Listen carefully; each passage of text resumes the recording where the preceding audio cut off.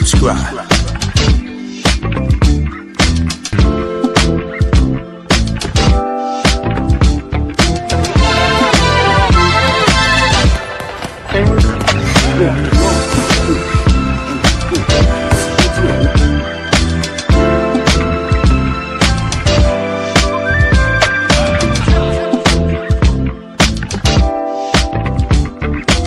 Subscribe to my guy, Uncle D. Tell him Big Bass sent you. Spurling. I'm an attorney here in Houston, Texas, an advocate for black men, largely because I am a black man. I'm a black father, I have black sons. Hey man, I do what I do.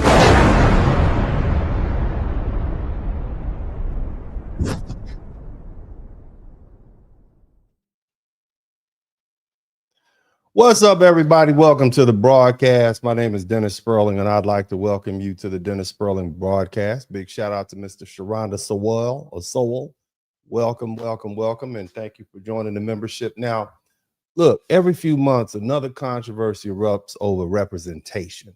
And this time, the target isn't Hollywood, it's not corporate America or some Fortune 500 company. The target is Kai Cenat, okay? Now, he's one of the biggest content creators in the world. And you have a lot of Latino content creators that are mad at Kai Cenat because according to him, or according to them, there weren't enough Latinos selected to attend Streamer University. All right. Now Kai Cenat is being criticized because not because Latinos were completely banned, but because there weren't enough Latinos. Now, Kai Cenat is one of the most successful young black entrepreneurs in the world. Carlos Cenat III was born on December 16th, 2001 in New York City, which means that as of this broadcast, he's a young brother, about 24 years old. He began uploading comedy videos, pranks, and challenges to YouTube way back in January 2018. And Streaming University is a multi-day content creation experience in which he helps aspiring streamers, YouTubers, TikTok personalities, and comedians, gamers, musicians, and all sorts of other digital creators. He brings them together on a college-style campus or college campus, and they're assigned roles as students, professors, club directors, security guards, janitors, and other characters normally associated with university life. And they attend different workshops and they create content, they participate in challenges and they build relationships, they collaborate on live streams, and they learn how to attract audiences and develop a brand, monetize their content, and use the streaming technology and potentially turn social media into a full-time career, okay? And so the first Streaming University was held May 22nd, and it went from Thursday to a Monday, from basically May 22nd, 2025, and they did it at the University of Akron in Akron, Ohio. It involved about 200 different creators. They produced about 23 million hours of live stream content, and now Kai Cenat has returned with Streaming University in 2026, and after revealing more than 100 members of the new class on Monday, July 6th, 2026, you had a lot of Latino creators and Latinos in general angry because they didn't believe they believe he didn't select enough Latinos. Okay.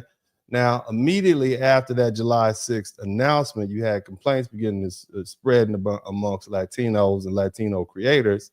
And they looked at the more than 100 students and they said, hey, it's not enough for us. All right. Now, let me say this. There's nothing wrong with saying, I believe this particular person is talented. Or should I say, I believe this particular person was talented enough to be selected. There's a major difference between saying, I wish more Latinos had been chosen, and suggesting that Kai Cenat did something wrong because he didn't select what they felt or considered was the correct number or kind of Latino, somebody type kind of Latino. That first statement is disappointment. All right, they weren't good enough. The second statement assumes entitlement, and Kai Cenat didn't create the United States Department of Education. Okay, Streaming University is a private entertainment creator developed project built around Kai Cenat's name, money, business relationships, audience, resources, and reputation. This is his concept. He accepted the financial risk. He assembled a production team. He brought the audience. He attracted the sponsors. He developed a relationship with the celebrities and established creators. He made streaming Univerity valuable in the first place. Okay. Now, here's the thing you have to understand. We don't have an official admissions memorandum for why Streamer University excluded all these specific Latino applicants, okay, or rejected them. We don't know, right? Why specifically, okay? Why they rejected. However, word on the street is because a lot of these Latino podcasters and streamers, they use the N-word in their streams a lot. Somebody type N-word in the chat room, okay? And so it would be foolish to pretend that a creator's old broadcast and racial language is divisive as the N-word, and their online reputation wouldn't be relevant to the selection process. Now, Mr. Cenat is admitting them into a program that is carrying his name. It's going to be funded, right, through his relationships, and it's going to be watched by millions of people. Selections gives an applicant legitimacy, publicity, business contracts, mentorship, right? Housing, exposure, what appears to and it's all under this man's name. It basically gets his stamp of approval. And once Kai selects somebody, the internet begins investigating. Somebody type investigating in the chat room, okay? And once you start investigating, people search all your old stuff, every old stream, every deleted video, every offensive joke, okay? Every reckless rant, every racial insult, every moment the creator thought nobody important was watching. Someone can spend years building a small audience and watch the entire career collapse in 24 hours because of an old clip that reached millions of people. And one old stream can end a short career. And if Cenat admits a white Latino creator whose broadcasts contain repeated casual use of the N-word, the backlash won't stop with the creator. People will ask what kind of vetting Cenat performed on these people, and they'll ask why a Black entertainer gave a person permission or the platform, knowing that was their record, or at least he should have known. And they'll ask why Streaming University rewarded someone who openly used language that Black Americans consider deeply offensive. And they'll ask whether Kai learned anything from his own controversy with Foundation of Black Americans. Because at one point, the scandal belongs to, but at that point, the scandal is going to belong to Kai Cenat.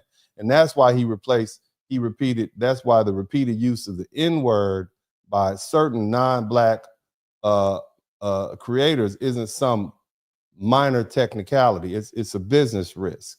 It's a reputational risk. It's a cultural risk. And it could become a financial risk. Again, we have freedom of speech in this country, but you're not free from consequences. Now, again, as I said, Kai Cenat has already had his own painful encounter with Foundation of Black Americans. All right. And I'll say that, but let me explain. There was a video circulating in which he appeared to say, and this was more or less what he said, African Americans weren't cultured. All right. We didn't have real culture. And the clip caused some immediate anger because Kai is a young man born and raised in New York City whose parents came from Trinidad and Tobago and Haiti. Okay. So that means he's Caribbean. He's non-FBA. He built his entire personality and vocabulary and entertainment style and music taste and mannerisms and humor and commercial appeal inside a culture created largely by foundational Black Americans, and became rich and famous performing inside Black American culture's framework. And he's someone standing inside the house we built, okay, when our clothes and our fashion inspired by Black Americans, speaking language popularized by Black Americans, earning millions from entertainment traditions created by Black Americans, and then turning around announcing that the builders had never constructed anything. And of course, as you can imagine, that didn't go over well. Somebody typed FBA in the chat room. Okay, it did not go over well at all. The clip circulated through Black social media, YouTube commentary channels, podcasts, Facebook groups, Reddit discussions, and other online spaces. They roasted the dude. Okay, they accused him of disrespecting Black Americans while simultaneously imitating and monetizing Black American culture. And some point out that his accent, his slang, his music, his comedic style, his celebrity relationships, his clothing, his dances, and his entire form of entertainment were unmistakably influenced by Black American youth culture. And he was confusing culture with having a recent immigrant nationality, as though food from Trinidad and a Haitian flag or a named Caribbean homeland constituted culture, while blues, jazz, gospel, rock and roll, hip hop, soul food, Black church, historical Black colleges, stepping in the Harlem Renaissance, civil rights traditions, Black vernacular English, and generations of American artistic creation somehow didn't count. Okay, and the online discussions continue to reference the remark. They continue to roast this dude. Okay, well after the original clip is circulated, showing that many Black viewers didn't simply forget. Matter of fact, this is the first time most of us had even heard of this man. We'd never known of him. But nevertheless, Cenat learned a lesson that a lot of immigrant descended Black celebrities eventually learn, and that is foundational Black Americans we are very generous with our culture, but we're not powerless over it. Okay, you can participate in it. Okay, you can be influenced by it. You can make money from it. You can become famous through it, but you can't publicly disrespect the people who created it and assume there'll be no consequences. And he learned that millions of followers can't protect you from your historical ignorance and disrespect. He learned that celebrity friends can't erase insulting statements. He learned that being racially Black doesn't automatically give you the keys to the culture, nor does it give you the authority to redefine what Black history is. And he learned that having Caribbean parents doesn't entitle him to sit in judgment of a population whose labor, art, struggle, political victories, language, music, and institutions create the American environment in which his career became possible. And most importantly, he learned that foundational Black Americans are no longer remaining silent while everybody else uses our culture and then lectures us about what we supposedly don't possess. Okay? Now, I will say this. Latino creators have become entirely too comfortable using the N-word because they grew up, quote unquote, near or in Black neighborhoods. Just because you listen to rap music, you had Black friends, Black girlfriend, Black boyfriend, or developed an audience that didn't initially punish you for using that word. So, you see, proximity is not permission. Listening to hip hop isn't lineage. Growing up beside Black people doesn't make you one of us. And participating in Black culture doesn't transfer ownership of our historical experience. Foundational Black Americans don't generally accept the argument that every person with brown skin automatically inherits the right to use the word connected to our particular history in the United States. We barely agree about its use among our own people. Did you know that Black people might fight with you if you call them an N-word? And this is black on black. Somebody type black on black in the chat room. Okay? There are many Black people. I would say most Black people oppose the use of the word entirely, especially if you direct it towards them or someone they love. Now, others of us might tolerate it internally, right? But we still draw a hard boundary against outsiders. But whatever internal disagreements exist, a Latino creator doesn't get to ignore that boundary and then demand career advancement from a major Black platform. And that's where free speech meets consequences. You may have the legal right to say the word. The government generally isn't going to arrest you simply for saying something racially offensive. But freedom of speech doesn't force Cenat to admit you into streaming university. It doesn't require him to mentor you either.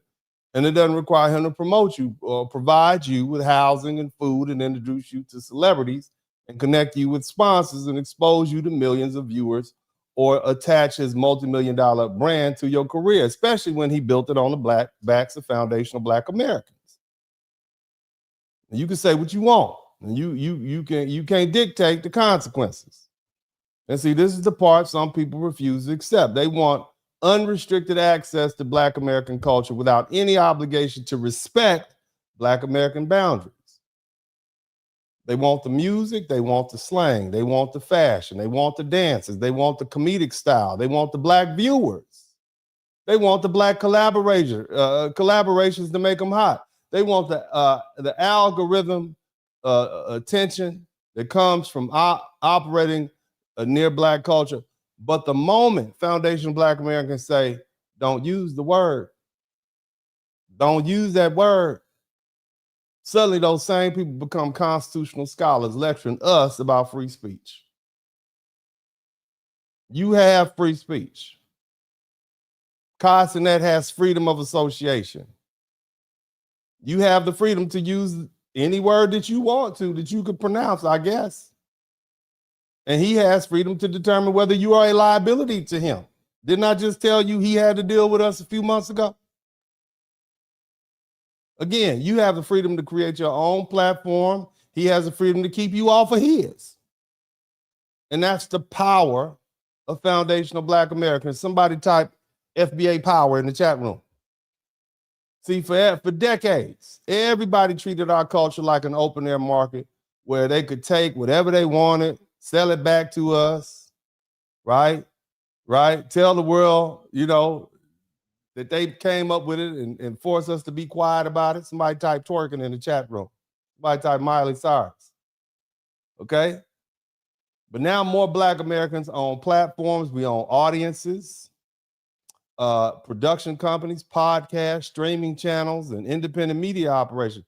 And that means we are increasingly, we increasingly possess not only the power to create culture, but also the power to decide who receives access to the economic opportunities flowing from it. Cenat is one of those gatekeepers now. He know better. Somebody type know better.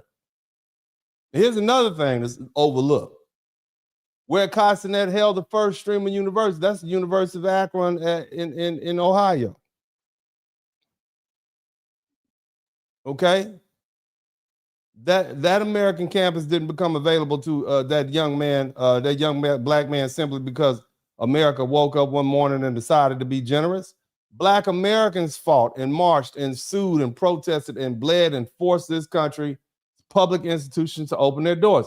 The University of Akron in Ohio it's a northern state Black university that the Black students attended in one of those institutions that they started at before the Civil War, a civil rights era. It didn't have a legally enforced whites only admissions policy. However, it needed some changes. Okay. Did you know that in between 1968 and 1969, at that very same university, Butchell Hall, Black students seized Butchell Hall. Black students organized for greater representation. They wanted Black faculty. They wanted a Black studies program. And in December 10, 1969, 6 members of the Black United Students occupied Butchell Hall and the university's main administration during what became known as the Butchell Hall takeover.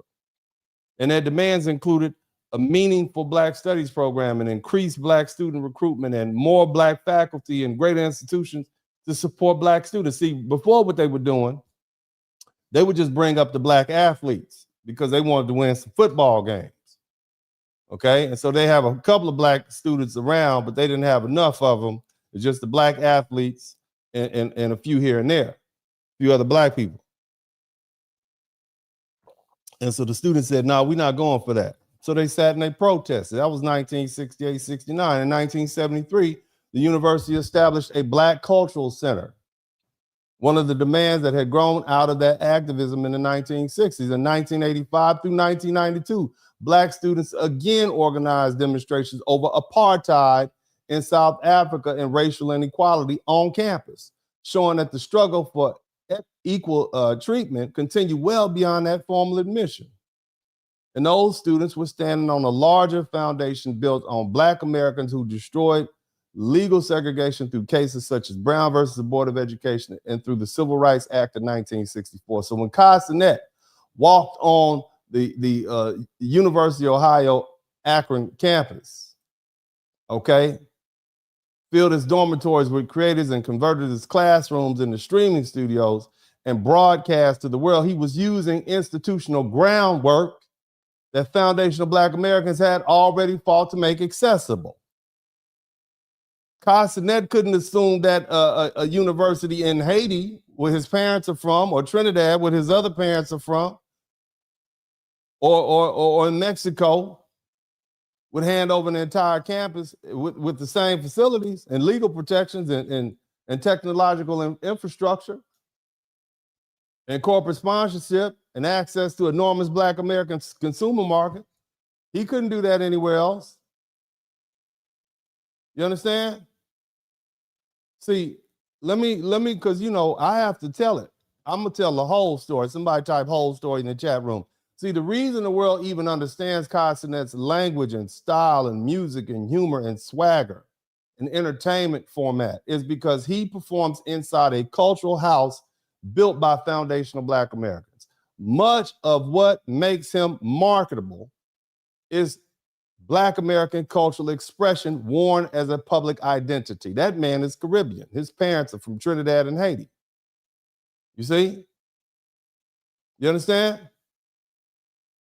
He may call himself the dean, but the foundational Black Americans built the road to the university, opened the gates, shaped the culture, created the audience, and made the entire spectacle commercially possible before anybody demands more seats at Streamer University. They need to respect the people whose struggle made the university and the opportunity possible. Now, that being the case, I'd like to welcome you all again. I'd like me to reintroduce myself. Welcome back to the broadcast. This is Uncle D. I done got up on my high horse. I'm talking. Somebody type, he's talking today. I'm talking today. Now, I got a few videos I want to share with you all because I know y'all don't believe anything I say. So I'm just going to go ahead and put the videos up so y'all can see what I say is true. These people are upset. Somebody type upset in the chat room. You guys make sure that I can't believe these people are mad about this, man. And look, I have some interesting information that I'm going to share with y'all as to this whole thing. But yeah, so they mad at Cenat. And I know I got a bunch of people in here over 35 saying, who is Cenat? How do you spell Cenat? Much less who is he? Okay, I get that. Y'all don't know who he is. But bottom line is, this is the response. You guys check this out. Y'all hit the number 1 button, man.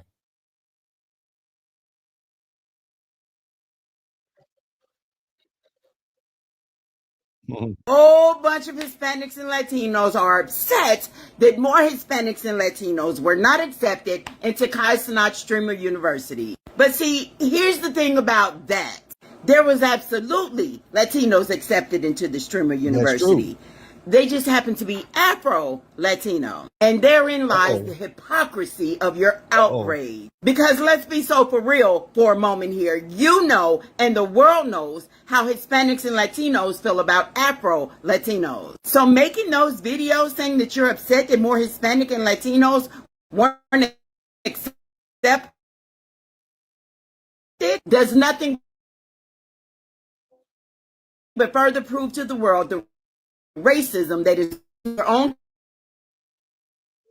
argue from time to time. But weren't a lot of you just standing 10 toes down with the racism that Ashley Gonzalez exhibited? We stand with Ashley Gonzalez? I don't know. Perhaps you can reach out to her and see if she can open a Streamer University.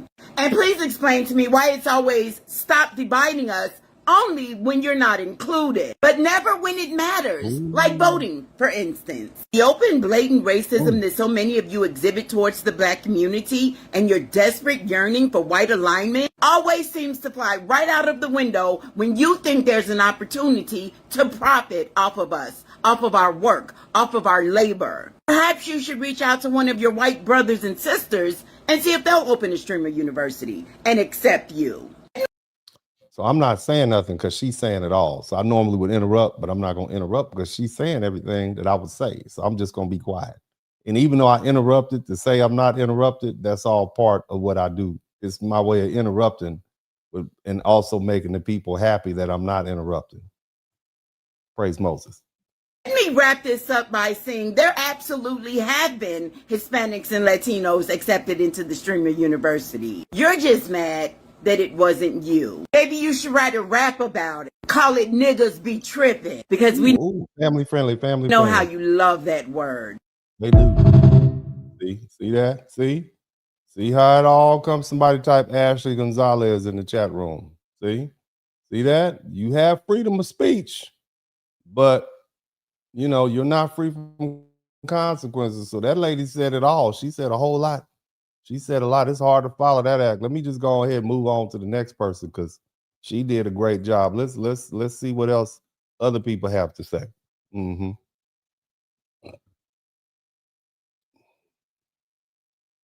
Latina, I'm truly disgusted on how y'all Latinas and Latinos are turning this whole streamer university shit into some racism shit.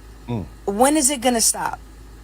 He accepted over 20 Hispanics. So what the fuck are y'all talking about? It was only 120 people. And then the ones talking are the ones with the crazy digital footprint. Like, y'all just be on stream downplaying the Black community but want to be in a Black creator space. So basically what she's saying, this Latina woman is saying, this Afro-Latina is saying they picked 20 Hispanics. Now, Latino and Hispanic are often used interchangeably, so I'll go into a definition of exactly what that is. But she also pointed out the fact, and she would know that they're on their broadcast saying these horrible things about Black people, down in the Black. So not only are you down in the Black community, not only are you using the N-word, but you also down in the, how don't you think there's going to be some blowback from that? You understand why Cenat, who just had issues with foundational Black Americans, would quickly realize that's a hot potato. I can't deal with that. Too racist. Somebody type too racist in the chat room. Why would he pick y'all? And it's a lot of creators that have millions of followers. The ones that got hundreds of thousands of followers talking. Why don't y'all just go and make your own shit? Yeah. But make sure y'all thank him for the idea. And if you think that next year you're going to get into streamer university after all this controversy, yeah, fuck you. Oh my God, your language. Watch that potty mouth. Shout out to Amari the Truth. Fuck you. Potty mouth, potty mouth. You're going to watch your potty mouth. Family friendly. Watch it, miss. As an we're family friendly here, but she made some good salient points. She brought up some very interesting points. I appreciate that. No potty mouth here, though. We're going to continue to be family friendly. We're going to continue to remain monetized. That's what we're going to do. Let's listen to this. You guys make sure you subscribe if you haven't. I feel like in a very non-violent way, the streamer university situation has showed people that, yes, you have freedom of speech, but you are not free of consequences. And you are not free of making someone feel a way. So whether you decide that you don't care about the consequences of saying a word that has a lot of history and a lot of shame behind it, if you're not the intended person supposed to be using it, someone else cares. You can't just run around using racial epithets and think Black people are going to ignore. See, a lot of this is, a lot of people think that Black people aren't supposed to defend themselves. We're just supposed to be the dumping ground for everybody else's trouble. And so when Black people get up and start saying, hey, here's some boundaries, we expect you to respect our boundaries, then they have a problem with that because Black culture has been so open. You know, you certainly wouldn't call a Jewish person or an Italian person or an Irish person a racial epithet because their cultures are not open. Same thing with Hispanics. They have a very closed culture. And if you go use one of the various racial epithets against them that racists typically use, they'd be offended. You couldn't get a black rapper on the internet talking about my wetback this, my wetback that, but you have these Hispanic and Latino rappers, they say the N-word all the time. That's just not appropriate. It's offensive. It should be offensive. And people need to be mindful of that. And when you talk about the term wetback, that was actually the name of an operation. That was literally the name of a I would say military / legal enforcement operation as part of American history. You would literally learn that in American history, but we don't use that because it creates trauma and we don't want to traumatize anybody. And Black Americans are very sensitive to that. So we don't say those things like that. But other people just feel open and be able to just criticize our community and use these racial epithets. Again, it's time for Black people to close ranks, which is, I think, what we're doing now. And now people are offended because they've been so used to being able to use those words and now they can't anymore. But let's keep listening. Offending someone else. Every time you walk out the house and you say that shit around a group of people, that you recognize that you could be offending someone and you deliberately do it and you deliberately do not care. Therefore, you should not be surprised that someone does not want to include you, because why would they want to invite someone who's going to make them feel away? And that is my gripe with y'all. Y'all expect everybody to bend and break for y'all, but y'all don't recognize that y'all biting y'all own hands. You are. And that you are using a slur. Whether you want to be like, I grew up with this, I grew up with this, I grew up with this or not. Anybody who knows anything knows that there is someone who could have a problem with it. Even Black people know that there are other Black people who do not like hearing or the use of the word. Yes, there are Black people who don't like the use of the word. I'm constantly checking other Black people about using N-word. Don't do it to me, because I'm gonna tell you about yourself. But this young lady is definitely, she's on point and she's explained. It is a racial slur. It is disrespectful. And I don't care what generation you grew up in, it's still disrespectful. Just because you have that Black friend, you don't even know if that Black friend is FBA. A lot of these Black friends that they're talking about are people from the Caribbean or Africa. And so the word don't hit the same as it does with a foundational Black American person. But we wasn't N-words until we got over here. That's when N-words had to pick cotton. You understand? N-words wasn't running around Africa chasing antelope and buffalo and whatnot. N-words was out here chopping sugar cane, okay, and picking tobacco. All right, so it's a very big difference. N-words was getting hung from trees. You see the difference? All right, so let's keep listening. So why do you think that you are above backlash? Like, why do you think that you are above someone else's opinion if you yourself have gone out of your way to form your own about not caring? I feel very... Yeah, and somebody said, yeah, Italian, you don't go around calling Italians racial epithets. They have their own race. You don't do that. That's disrespectful. Black people know better to do that. And if somebody hit you upside the head because you called them by that racial epithet, it would not be, they wouldn't be wrong for doing it, in my humble opinion. But let's keep on listening. Let's keep listening to what the people have to say.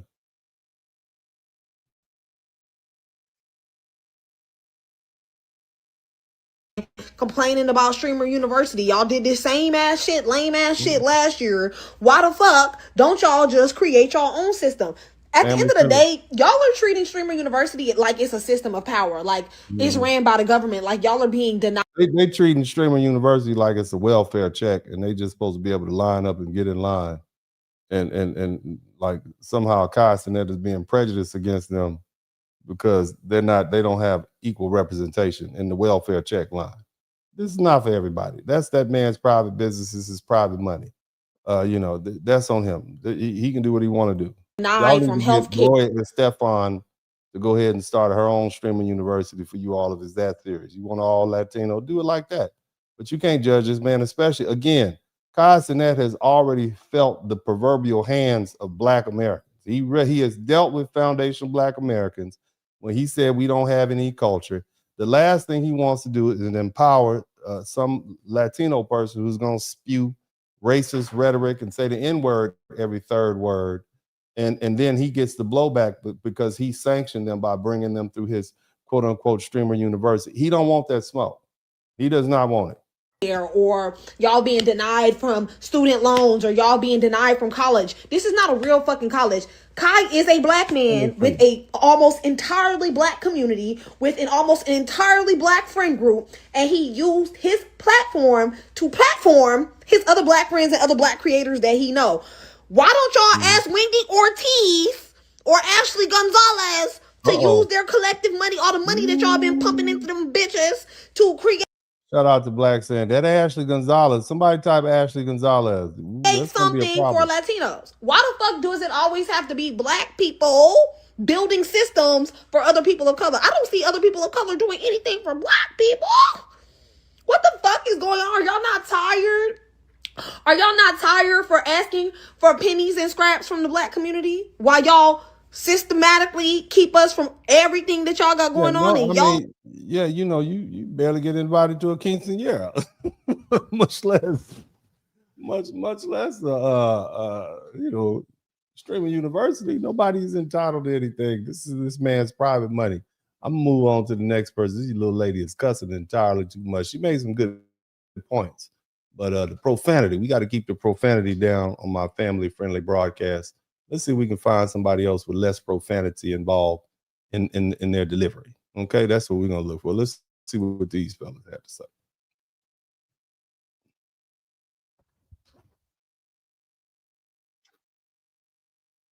Streamers into Streamer University. Now, Cenat did accept some streamers from the Hispanic community. Two. So to say he's discriminating, he's not discriminating. He just really feels in his heart that these are the only two streamers, and that's bad. That's the bad in the Hispanic community that he feels don't have a racist bone. Now that's bad because the world is big. I want you to listen to that. He's saying out of the two streamers that this guy, now the other young lady said it was about 20. The Afro-Latina said he accepted about 20 Hispanics. This gentleman said he's only accepting 2. And I'm assuming that's 2 white Hispanics because they're the only ones that don't have racist streams. In other words, they're the only ones that are not using racism, i.e. the N-word in their streaming content, which is going to come back to bite him. Look at that. You know, whose fault is that? Nobody Black people told you not to use the word. You might have a couple of Black friends who were cool with it, but these are consequences. These are the consequences associated with your freedom of speech. Okay, just because you have freedom of speech does not mean you are free from consequences.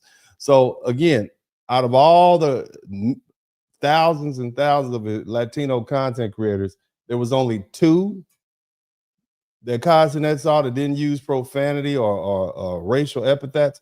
That is outstanding, and I don't mean that in a good way. Let's keep listening.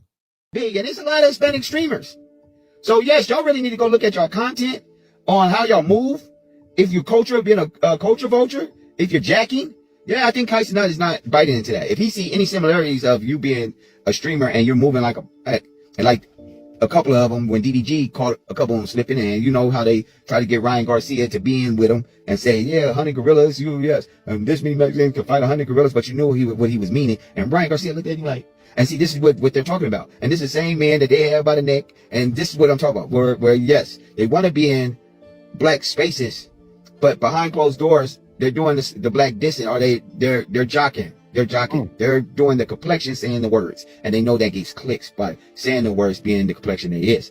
And yeah, they gotta accept what grave they dug. You understand? I don't understand why the Hispanics is getting upset. And then when they should just go ask Tekashi 69 to start this up, start his own university. Y'all claiming y'all want to start a university. I'm giving you an idea right now, right here. Here's the perfect man to be the face of y'all streaming university.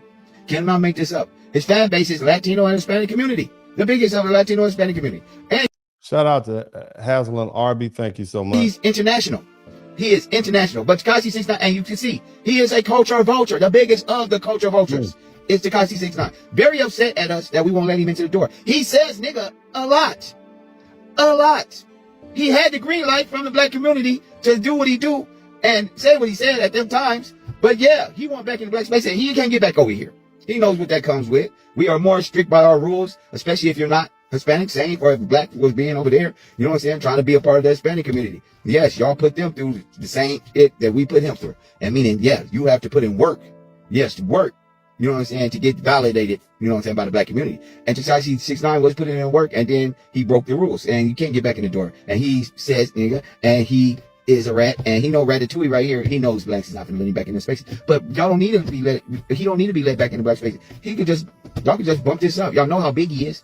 Y'all know how big he is, how much power he got. Yeah, He'd be very powerful in y'all's community. I don't understand why not. This is the best way he could get back into where that space he's trying to get back into. Or he just really want to be black. That's it. If he don't want that or accept that, because it seems like he want to be back on top. But if he's still mad after y'all get his ass back on top from starting y'all own streamer university, I think he just want to be black. That's all there's to it. Y'all let me know what y'all think about this. Drop it in the comments. Hey, I gave y'all an idea. Y'all don't need to come over here and beg to get put on, streamer university. Y'all don't need to beg us. You know what I'm saying? Wanting our scraps like y'all do. It's crazy. It's crazy. We don't ask for handouts. We don't ask for a platform. Y'all ain't hooking us up at y'all venues or setting up a platform or letting us perform at y'all big old Hispanic or Latino parties. Yes. I mean, he's not wrong. I mean, he's speaking the truth. He's not wrong. I mean, you guys, you all practice exclusion with us, but you want an inclusion from Black Americans, i.e. foundational Black Americans. So that's an issue. Okay, that's an issue. But we'll move on to the next video. We appreciate all these people who are educating us on what's really going on out there and how people really feel.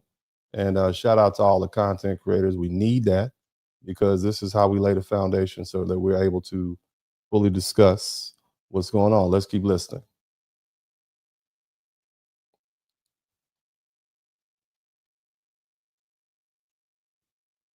Videos that popping up in my FYP page because apparently Cenat decided not to invite a bunch of Hispanic streamers to his streamer university. And I'm gonna say this, man.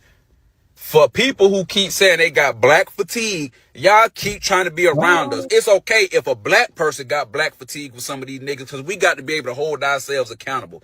But when you got these other races who get on the internet and say they got black fatigue and you trying to be at streamer university with a bunch of niggas who finna show you about that black fatigue, why would you sign up to that? Why would you want to be a part of that? Why are you angry that y'all walk around this bitch saying nigga, using it in all the wrong ways? Sir, family friendly. This is why they keep using the word. Did you keep using it, sir? Can't keep saying that word like that. They're going to think they can use. That's the problem. Somebody typed the problem in the chat room. That's the problem. I'm going to let them keep going. And when black folks say they are offended by that, then you all act like we just told y'all, we just cussed out y'all mama or something. Y'all, oh, it's just a word, blah, blah, blah. And I'm going to keep saying this. It's not just a word. And y'all wonder why some people voted for Donald Trump because of shit like this. I've been black my whole life. And I'm sit here and tell you, man, black people, you really don't got allies. We do. And it sucks to say your allies really going to be the white folks. Just honest to God. The rest of these people, bro, they take the hatred part of the white folks, some of the Asian community, some of the Latino community, and then they base their whole personality around that. That's the craziest part. I got Hispanic friends and they'll tell you, yes, colorism runs rampant in the Latino community and racism against black folks runs rampant. The Hispanic streamers to his streamer. We know that colorism runs rampant. We know that. We know that they have issues and it's apparent when they come to the United States. But let's keep listening. My nigga, just make your own streamer university. Like I'm confused. Mm-hmm. Yeah, I'm not confused. That they need infrastructure for that. They don't have. Again, I went here and explained to you all how black people, dealt with this very same University of Akron, and it's the footsteps or the footprints that Shania, Mr. Cenat is able to occupy that allows him to even do that. Let's listen to some more videos. You guys make sure you subscribe to the channel if you haven't already.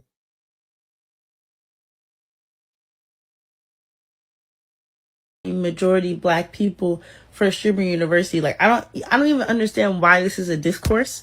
And I have a question, and be honest with yourself. If roles were reversed and a Hispanic person was in charge of picking streamers for streamer university, how many Hispanics would you guys would have chosen versus how many black or any other race would you have chosen? Subconsciously, I fear you guys would have picked more Hispanics, just like how Kai's black. So subconsciously, he picked more black people. I don't understand the issue. Y'all are sitting here acting as if he only picked black people. He picked multiple races. It wasn't all black. It was just majority black. He's black. I'm confused. And then some of these Hispanic creators that weren't picked, they be saying nigga like it's a pronoun. And then they're upset when the nigga, the actual nigga, don't pick them. I'm confused. Family friendly. Yeah, you can't say the N-word and then think there won't be any blowback because of that. That's just not acceptable. You know, matter of fact, black people don't even want to hang around black people to use the N-word too much. We have something called classism. Again, if you're around a person that every other word they're using the N-word, you don't want to be around them either. So why would we empower somebody from another ethnicity that uses the word, to use the N-word? And then see, that's the rationale. And so that's why black people say it's best just not to use. You use it. No, it's best for you not to use it. It's like poison. Okay. It's not something that everybody can deal with. Okay. Sometimes it's used as a cure, and sometimes it can cause a lot of serious harm. So just don't use it at all. Let's keep listening.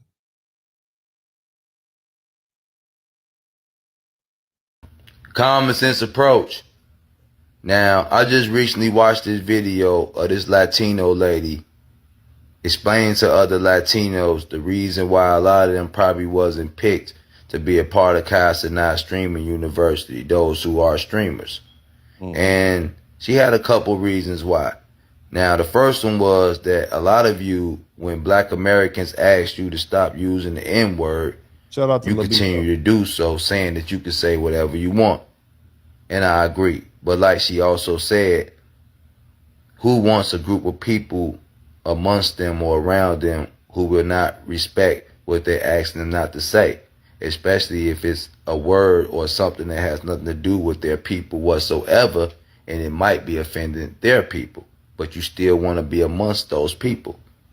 And I totally agree with that. See, what a lot of you really want to do is just come around amongst Black Americans, steal the creativity. You go back to your little cubby holes, and then you start talking about you created it, like hip hop, or you helped build it, or it wouldn't be what it is without Hispanics. You love doing that, especially when it comes to Black American entertainment and fashion. Okay, let me give you an example. When a lot of these streamers, Hispanic streamers, saw that they wasn't accepted to be a part of Cenat Streaming University, they started saying, well, we're going to make our own streaming university. That's what I mean. Come up with your own shit. Stealing Black Americans or Black people's creativity. Come up with your own. Which leads me to a second reason why a lot of you wasn't chosen to be a part of it. You suck at entertainment. Oh. That's what she said. You suck at entertainment, especially Latino rappers. You suck. Yeah, you know, Latinos have their own art forms. They have their own different genres, you know, but imitating Black art is not really going to take you that far, because you're always going to be second rate in that. Okay. It's only very rarely that you have some people who can come in and imitate Black art and do well, like Bobby Caldwell. Somebody type Bobby Caldwell in the chat room. Many Black people don't know that Bobby Caldwell is a Black man. Did you know that? Did you? A white man. We thought he was Black the whole time. Bobby Caldwell. Y'all know who I'm talking about. It's another, you know that there's a bunch of them out there like that. We didn't know. We didn't know till we actually saw him. Like, wow, he is excellent in that. Okay. Tina Marie. Somebody type Tina Marie. Fire in the sun. You know what I'm talking about. She got it down. Okay. That heavy lady from England. What's her name? The big one. She's pretty face. She's big, but she's pretty and she can sing. And I didn't say sing. She can sing. Y'all know what I'm talking about. The lady from Britain. You know who I mean? Huh? Eminem. That's right. Eminem. Whatever you say. Eminem is he has definitely perfected the art. Okay, Adele, that's right, Adele.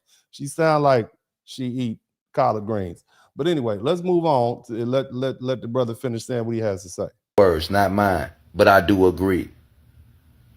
All because you're stealing the creativity of another, and nobody likes a fucking replica. Family friendly. They want the real deal. You cosplaying. That's what you love to do. Come amongst us, not all of you, but the ones that she was talking about.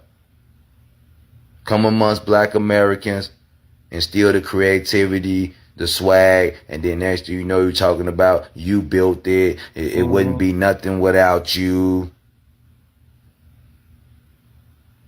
And so I'm not saying that's the reason why Cenat didn't pick a lot of you guys, but I can see that being the reasons why. This common sense approach. I think it's more simple. I think that if the benefit outweigh the risk, he would have chosen. But if you have a bunch of people and they're using the N-word on their streams all the time, hell, if I was using the N-word on my stream all the time, I would expect that people wouldn't, watch me as much. I have 30% of my followers watch me on television. That means 3 out of 10 of you all are sitting in your homes or sitting somewhere with the remote control in one hand, watching all these commercials as I play, which means y'all have sat up and decided that I want to watch this guy in an open forum in my home where anybody can walk by and listen. So I have to monitor my language.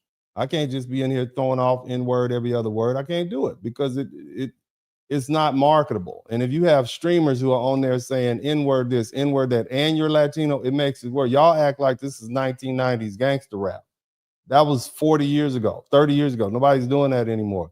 But anyway, let's move on to the next person. Shout out to all these people educating us on this because, of course, everybody over 35 has no idea who Cenat is, but it's still the same old story. Let's keep listening to the next video.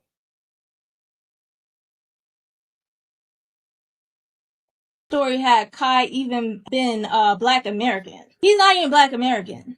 Okay, but they're saying Black people this, Black people that. This is their own people, literally. This is their own people. But why do you feel entitled knowing you come from places that are wildly anti-Black? Now, I find it interesting. This young lady says something that I noted recently in a broadcast when I say that oftentimes Black immigrants identify more with other immigrants because they see the world through the immigrant gaze. They identify as immigrants more as first as opposed to Black first. And that's why this young lady has uniquely pointed out, these are your people. These are your people. In other words, he belongs to you. Shout out to William Lynch. Now, that name may not be certain in all cases, but this lady is speaking about her experience. So let's continue listening. Black. It just, didn't you just have fatigue like 2 seconds ago? Cenat is a Caribbean American. Y'all already don't consider Haitian people Afro-Latinos, even though they are. Y'all already don't consider Haitian people Latinos, even though they are. So yeah, Haitians are Latino. I'm gonna break that down. Did y'all know that Haitians were Latino? Haitians were Latino. We're gonna continue. We're gonna learn a lot. Shout out to Penelope. What's up, baby? My girl Penelope came through with the 10 gifts. Thank you so much. Let's keep listening. this whole discourse about Streamer University not accepting Hispanics and Latinos, actually,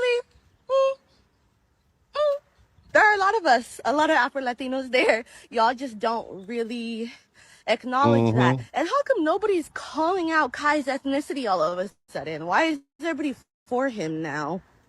There are times when you need someone. Yeah. When it's time to galvanize again. and like celebrate their Latinx culture, they got a Haiti flag in there. Why are you bringing up Black people? Just, I'm really trying to figure it out. Y'all saw the Haitian flag, right? They went down the line. All right. So again, here's what we're looking at. Okay. Here's what we're looking at.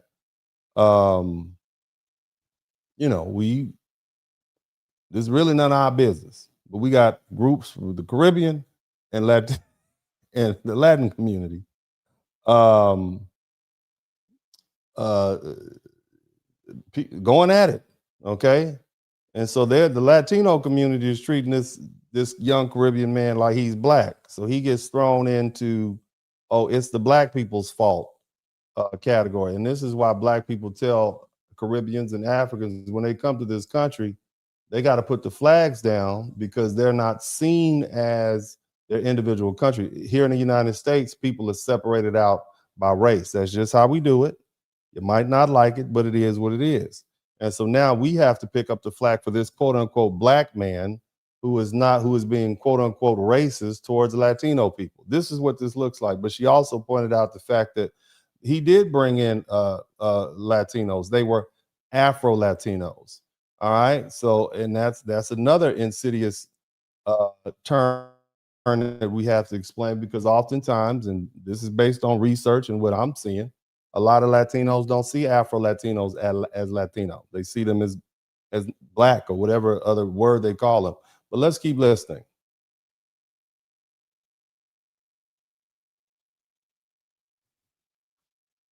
Bro, I'm gonna find a university and streamers, especially, and I'm just gonna put up Mexican streamers, Hispanic content creators, and just call it Streamara Universitaria. Yeah, he thought that shit was actually a flex. You're gonna steal an idea from a black person, and then once again, you see what's the difference between black people and everybody else? He said, I'm gonna make a streaming university and put just Mexicans and Hispanic. There's Hispanics, there's white people, there's black people in streaming university. That's the difference. Once again, you told on yourself without even realizing it. That's the difference. Yeah, feel free. So again, they're going to go back to practicing exclusion, which is not something that they haven't been doing. You see what I'm saying? So they practice exclusion, we practice inclusion, and when they don't deem our inclusion has been sufficient, they want to punish us by continuing practicing exclusion, which they've done the whole time. But it also goes to let you know that they feel entitled, and it's not just Latinos or one group or the other. I mean, literally, you have black people who are saying, "Hey, we're gonna boycott the Asian community," and you got Asians in an uproar on the internet saying crazy things about black people. But I have yet to see a whole lot of Asian folk in any soul food restaurants. I just want to point that out. So it would seem as though you all practice exclusion, but the minute we say we're going to practice exclusion, all hell breaks loose. Very interesting story. Very, very interesting. But again, foundational Black Americans, we have not closed the gate. We've allowed too many people to enter in. They feel entitled. Somebody type entitled. They feel entitled. And so now that we're saying, hey, gates closed, shop closed, they're angry. But let's continue listening to this young man. Shout out to this gentleman, Fair Use. Feel free to stream with Ashley Gonzalez. Feel free to stream with Ashley Gonzalez. We cool with that. What happened to all the black fatigue? Y'all don't want black people in y'all spaces. Y'all say the N-word more than people in the hood. But when black people doing anything to help black people, y'all got a problem with that too. What's up with that? Yeah. The thing is, y'all like when black people beg for stuff. Y'all want black people to be struggling. That's all it is. Y'all enjoy black people struggling. Y'all enjoy black people being at the bottom, because then you got something to punch down on. And if black people are not at the bottom of a certain space, then y'all got nothing to punch down on but yourselves. Y'all say the N-word like y'all got to stutter nick all day long. It's weird. Nobody want to be around that. We got fatigued. We fatigued. We're tired of the shit. Yeah, you all look. You can't be fatigued. Okay, you on one hand you're fatigued with black people. On the other hand, you want to sit around 100 black people with a black dude being in charge. You got to make up your mind. Okay, I'm just saying. I need to understand. I need to understand what's going on, because you can't have both black. You can't have black fatigue on one hand, and then on the other hand,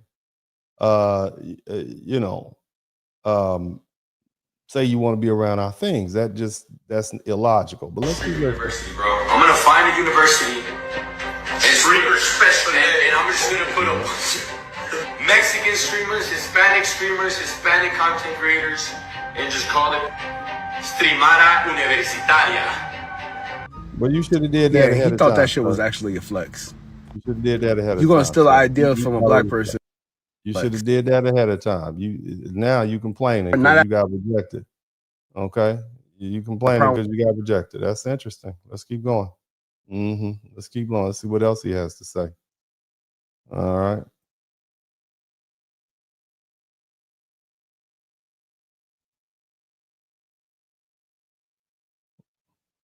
Okay.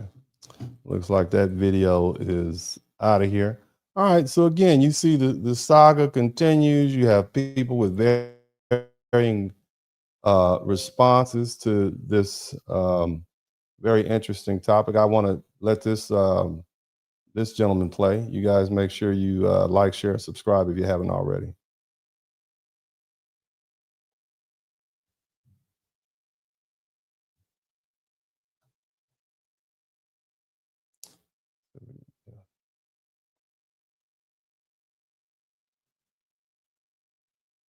See, you gotta watch your mouth. Uh-oh, here it is. You gotta watch what? Latinos are mad because they didn't get into streaming Univerity. See, you gotta watch your mouths. You always saying the N-word. You trying to turn streaming Univerity into Telemundo? Doing a Macarena up and down the hallways at Streamer University. It's bad enough Cenat is cosplaying as a Black American. He's Haitian and Trinidadian. And you think we got to be subjected to you saying... All right, did you hear that part? Okay, it's already bad enough that you have a non-foundational Black American who's basically attached himself to foundational Black American humor, culture, music, style, etc., and has, you know, generated millions of dollars, which is not something that's uncommon. It happens all the time. You have a lot of artists and entertainers that blend in with the greater foundational Black American populace, and they win here. They win. They do here in this country what they're unable to do in their own country, whether we're talking about Nicki Minaj, Biggie Small, whether you're talking about Luke, whether you're talking about many of the premier hip hop artists, even as far back as Little Kim, who's Jamaican. And we're okay with that. What we do have a problem with is you disrespecting the culture. Nevertheless, Cenat just falls in, Cardi B also, Cenat just falls into a long line of people who come to the country, they mimic the style, they mimic the culture, they do well for themselves, and we applaud that, General. We are not haters. We're happy that you take our culture and you make money, whether we're talking about Elvis or Eminem, whether you're talking about the Beatles who imitated Little Richard, all these other people, great. Just give us our respect. Just give us our, we're not asking for a cut per se. Some of us are. Some of us might want to check. But what we do want is respect and the fact that you have to acknowledge the authenticity. But if you go outside of the rules and you disrespect the culture, you've got to expect backlash. Again, we cannot put enough emphasis on the fact that Cenat, who is of Haitian and Trinidadian descent, has had to feel the proverbial hands of foundational Black Americans when he made the unfortunate mistake of saying we don't have the culture, or we don't have a culture, the same culture by which he is living under and generating his millions under. He said we don't have that. The same culture which allowed the University of Akron to say, yeah, we better open this university, or we had to deal with some of these Black folk back in 68 and 69. You understand? And so I'm just saying, I'm just pointing some things out to you. I just feel like y'all need to know, whether you like it or not, whether you folk around the world like it or not, Black America, i.e., this population of Black people in the United States, is the most influential group of people of African descent in the world. I would dare say we're the most influential group of people in modern times of African descent, whether we're talking about music, culture, style, manner of speaking, straight up cool, the most famous athletes, actors, etc., come from right here in the United States, and that's for a reason. But bottom line is, you know, we are definitely the pulse of what is the African diaspora. That's why we don't need to go anywhere. You all need to come over here. But I'm gonna let this gentleman finish speaking. Saying the N-word every other word? That's what they're doing. Like, my nigga, like nigga, mommy, papi, like nigga, like, you know, nigga, like, we don't want to hear that. You don't. What's going on with you Latinos? You have no cultural nor historical connection to the N-word. You gotta stop. Listen, it's not the end of the world, okay? If you didn't make it to streaming University, it's not the end of the world, okay? Just keep pushing your content, whatever that is. Don't cosplay being Black American, and don't Say the N-word. Next time you might get chosen. Don't say it. God is good. Yeah. That's not hard to figure out. It's real easy. Let's flip the script. Let's say you had a person of non-Latino or non-Hispanic descent, and every other word was, some racial epithet. And I hate to even say it, but there was an operation called Operation Wetback. It took place in the early 1920s. Let's say they kept using that word every other stream. This, that, this. Then this person, and then Telemundo hosts some sort of activity and says, yeah, we want entertainers to come here, and we want you all to use your streaming platform XYZ, and then you got this same non-Hispanic streamer or influence who's used this term over and over again. That would not sit well with Hispanic or Latino viewers. Somebody would say, hey, this guy has no respect for the culture or our people. Why would Telemundo give him permission to appear on their show, knowing that that's Hispanic run or Latino run? Not cool at all. And you all will feel the same way we did. Now we'll let this guy finish talking. Here's somebody who has something else to say. Very interesting. This guy with the orange hoodie here, beanie, ski mask. Listen to this guy. Latino streamers into Streamer University is because of how much they say the word. Yes, chat, they apparently say it in the songs, they say it in streams, they say it in day-to-day conversations with one another, and that is the exact reason as to why Kai didn't select too much Mexicans. Shout out to Penelope. Now, this guy is trying to justify or explain away. Well, let's let him finish. And honestly, bro, that could be true, but chat, what this results in— It is true. It is very true. But let's see why he says it doesn't count. Was comments of people saying, tell Ashley Gonzalez to start a streamer I mean, just separating our two groups of people. I'm gonna just be honest with you guys, bro. This really did expose how many people actually rock with the raza and how many people actually don't. You guys see right here. It's not that La Raza. And when they say La Raza, that means the race. How many people rock with La Raza? Okay. Here's the thing. Ashley Gonzalez was something that happened within very recent memory. She was a racist HBT officer who basically explained how she used her badge and used her authority given to her by the city of Houston to purposely target foundational Black Americans and practice racism. Basically, she's basically saying, "Hey, I'm a bigot with a badge." And you think Black people are supposed to forget that? Texas has the largest population of Black people in America. You think we're just going to forget that? So you can't just say, oh, we just used the N-word. That's not a big deal. Oh, and Ashley Gonzalez, that's not a big deal. What about all the people who said they stood with Ashley Gonzalez? What about them? I mean, just search the internet. The people they got comment after comment. I stand with Ashley Gonzalez. And then you see the Spanish surnames next to that. This is how you really feel. And now you get mad, okay, like you thought there was going to be any pushback. Again, no, they don't want Black people to stand up for themselves. We are not supposed to defend ourselves. That's what this is. We're not supposed to exercise power. Remember, these people have fooled themselves into believing we don't have power. I would like to remind everyone that foundational Black Americans are Americans. We have been Americans for hundreds of years.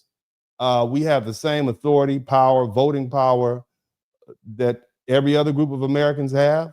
I think that probably the only people we are only second to white America. And when I say white America, I'm talking about the heritage Americans who've been here as far as political savvy, land, institutional knowledge. Okay, I need you all to understand that you all are relatively new here. We know how America works. And so, just to dismiss that and just totally disrespect the whole indigenous or ethnic group to the United States is always going to be a problem. You're always going to get blowback. Again, you have freedom of speech, but you are not free from consequences. Let's let this guy with the Elmo beanie keep talking. Let's not forget the overwhelming support of Ashley Gonzalez. Make it make sense. Chat, I just want to know something though. Which influencer was out here supporting Ashley Gonzalez? I haven't seen not even one even make. Okay, influencers, we're talking about the population at large, sir. We're talking Just look at all the people who say, I stand with Ashley Gonzalez. Just Google it. Okay, so it's not, it would be difficult if it was just one or two influence. We're talking about the Hispanic population at large. And I'm not saying all Hispanics are racist. I'm not saying that. That's not what I'm saying. But I'm pointing out that this is what black people saw. Group to group. Black people say, oh, this is what you stand with? Because see, if it was a black dude out there talking about, I can't stand these WBs, blah, blah, blah, I can't wait to put him in jail, we would check him on that because that's not what we do. First of all, we would say, where is this dude from? He can't be FBA talking like that. And then somebody would talk to him and say, hey, that's not what we do. Same thing if we had some white cop, a black cop talking about how he can't wait to put some white boys in jail or this, that, and the other. We would check him on that. That's not what everybody would check him on. That's not what we do. Okay, we might not get along. We might have our racist prejudice beliefs, but that is not what we do. You all are bold with it. How you gonna say you just stand with the racist Ashley Gonzalez after she goes on a 3-minute rant about how she hates N-words over and how she's used her badge to abuse black people, knowing that the history that black people have with the criminal justice system in America? That is ridiculous for you to think that there wouldn't be some blowback because of that. Or consequences. Somebody type consequences in the chat room. A single joke about her. I thought y'all was tired of this. Why are y'all always trying to be in this space? And also, Cenat's black, so why wouldn't he want to put on other black streamers? This is the thing about it. Nobody that's in the influencer space of the Mexicans said that they were tired of you guys. So I don't know where you guys are getting this from. And it's probably just from the comment section. That's why I'm reading the Hold on a minute. Hold on. All right. So shout out to O's White. Notice how he said nobody in the streamer space is saying how they were tired of you guys. Dude, I mean, look. I said this a few months ago. The new face of white supremacy is brown. Okay, I'm just and look, it's actually an old face. Okay, because you know the brown people were here with the Spanish. They came and the Spanish were the ones that discovered the United States. So again, there's no excuse for this crap, man. We wouldn't take it from white folks. So what makes you think we would take it from Latinos or any other ethnic group? That is ridiculous for these people to expect that there would be no blowback for the constant use of the N-word on the internet when you're non-black. Again, we don't even like black people using the N-word. We don't even like black people using that. Okay, we don't. It's a derogatory term.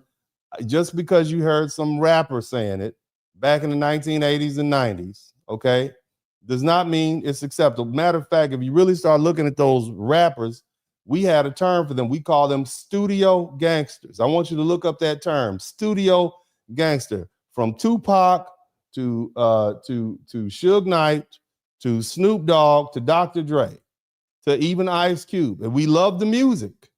But about the only one of those dudes in those organizations, Mac 10 and WC, those are the only ones who I would say were actually in that life. You understand what I'm saying? And King T, somebody you all who don't even know. Even the venerable Ice-T was more of a player and not a gangster. You understand what I'm saying? I would know because I'm from South Central LA and I lived in that area and, you know, like, yeah, all right, yeah, go ahead and make the money, but we know who you really are. You a rapper. You're not a gangster. You barely a D-boy. You sell a little weed. I'm just keeping it 100 with you, okay? None of these dudes that you really enjoy, especially none of these dudes was gangsters. They were not gangsters. Snoop sold a little weed. Ice Cube went to school in the Valley. Snoop Dogg went to school in Long Beach. Long Beach was a good neighborhood back in the 90s. Compton, Watts, South Central. That was the ghetto. Okay, Inglewood was nice back in the day. All right, I'm just giving y'all the standard. If you were from Watts, hell, if you were from the east side of LA, Watts or Compton, yeah, you had a badge of honor just by coming up through there. But some of those other places, that's just something they sold you all on. The rest of the world to make money. Shout out to them for doing it, but these are the facts. Let's keep listening. Comment section is actually apparently Hispanics have been saying the N-word. Apparently, you can't make this up. That's 44 Vortex or 44 Vito, however he wanted, say his name. But what I can tell you is going down in a real way as Hispanics is looking for a handout from the black community. Can't make this up from Cenat. It's going down in a real way as Hispanics is making videos. And what I can tell you is, as you see 44 speaking on the situation saying, yes, Cenat is apparently, yes, because of the N-word, not letting that mean Latinos, only let two in.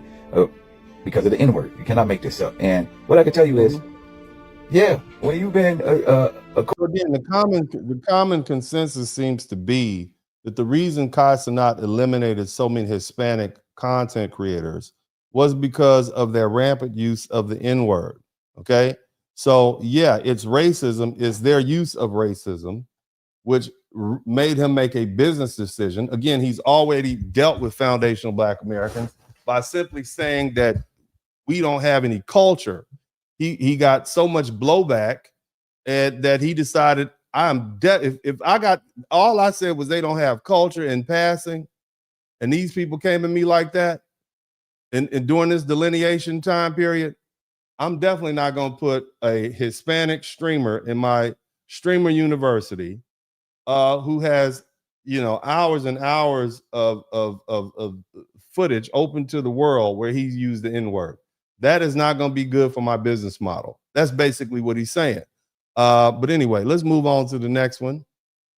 We gathered that point. We hear what he has to say, and we appreciate that. Now, again, some of you all are saying that, you know, well, you know, it's just, you know, it's what's the big deal? what's the big deal? I mean, you know, everybody, you know, it's just the N-word. You all use it, you know, why can't we use it? Right? That's what you're saying. And the problem is, it's not just that. Okay, it's not just that. All right, because you have other Latinos. Well, let's take a look. Let's see. Do y'all remember this? Remember this guy right here? Let's see what he has to say. Okay. Fighting Asian businesses. You think you're about to boycott some shit? Just wait till they stop accepting EBT. You don't want to support Asian businesses? Who gives a fuck? Don't get your nails done. Don't wear one of them ugly. So these are the racial tropes being spewed by non-blacks in the response to our deciding to, you know, close ranks. And this gentleman, you know, I mean, he might as well just be the typical bigot, just saying these horrible things about Black people. You know, EBT cars, Mike, what do you say? Michael Jordan shoes, fried chicken. What else?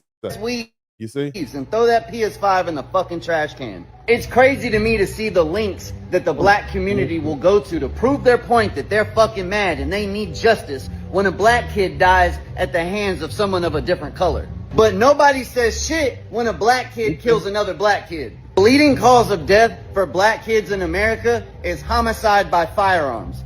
90% of those homicides were done by other Black kids.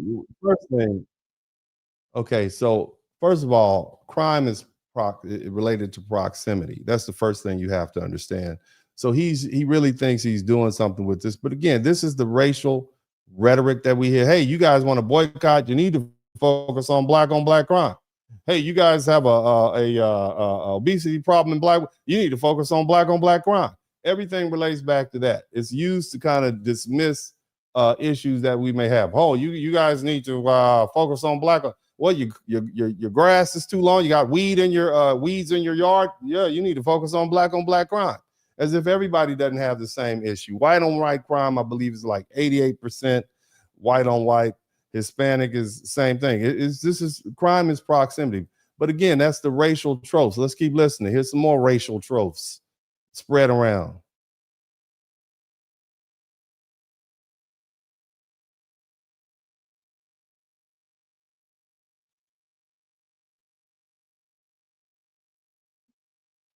I want you to hear what she's saying.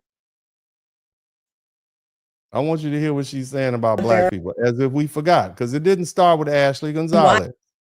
All right, these folks have decided to put this on the internet. A very strong smell. And I'm not saying because you guys don't shower, you guys are nasty. It's because you guys just carry this really unique smell. And you guys probably don't notice it and you guys can't smell it because you guys grew up that way.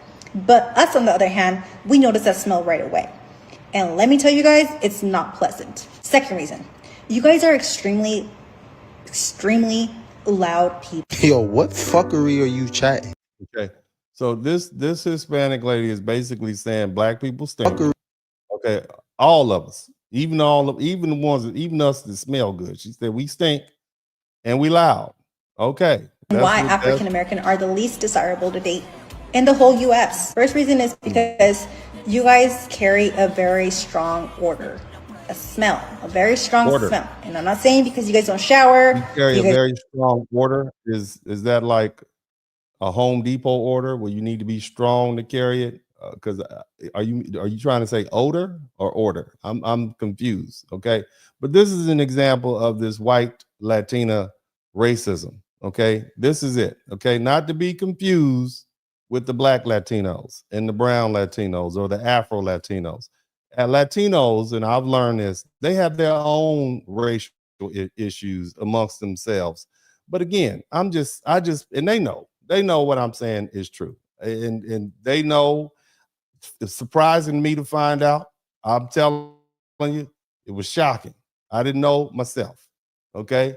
Matter of fact, I was shocked to know that all my little cool Mexican homies that I grew up with back in the day, I didn't even know Mexicans were racist. I didn't know Latinos in general were. I thought they were brown like us. Who knew? Nobody knew this. This is not something that they taught in school. They just showed up at our various elementary schools and middle schools and high schools back when I was a youngster. And, I thought they were cool. Didn't know at all. Didn't learn they were racist until much later on in life.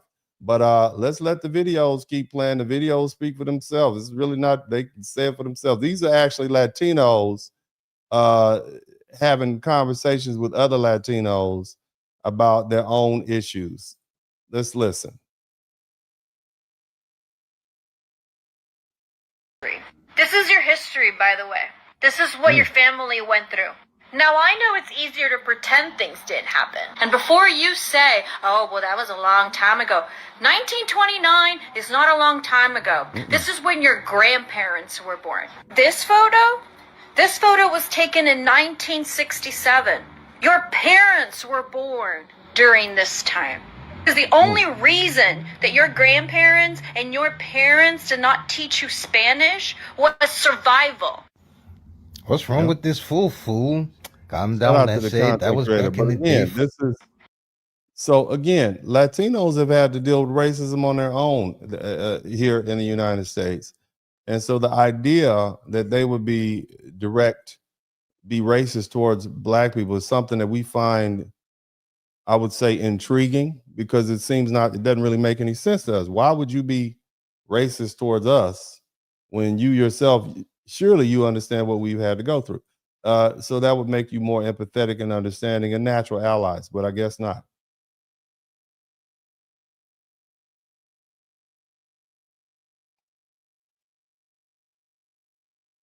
Community, we need to have a chit chat.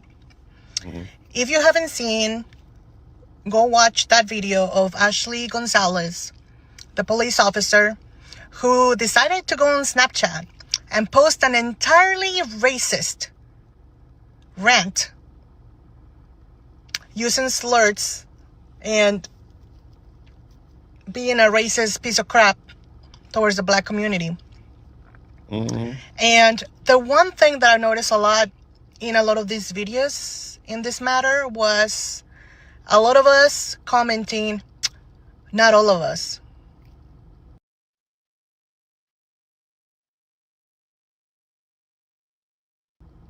Like, oh my God, this is horrible, racist, but it's not all of us.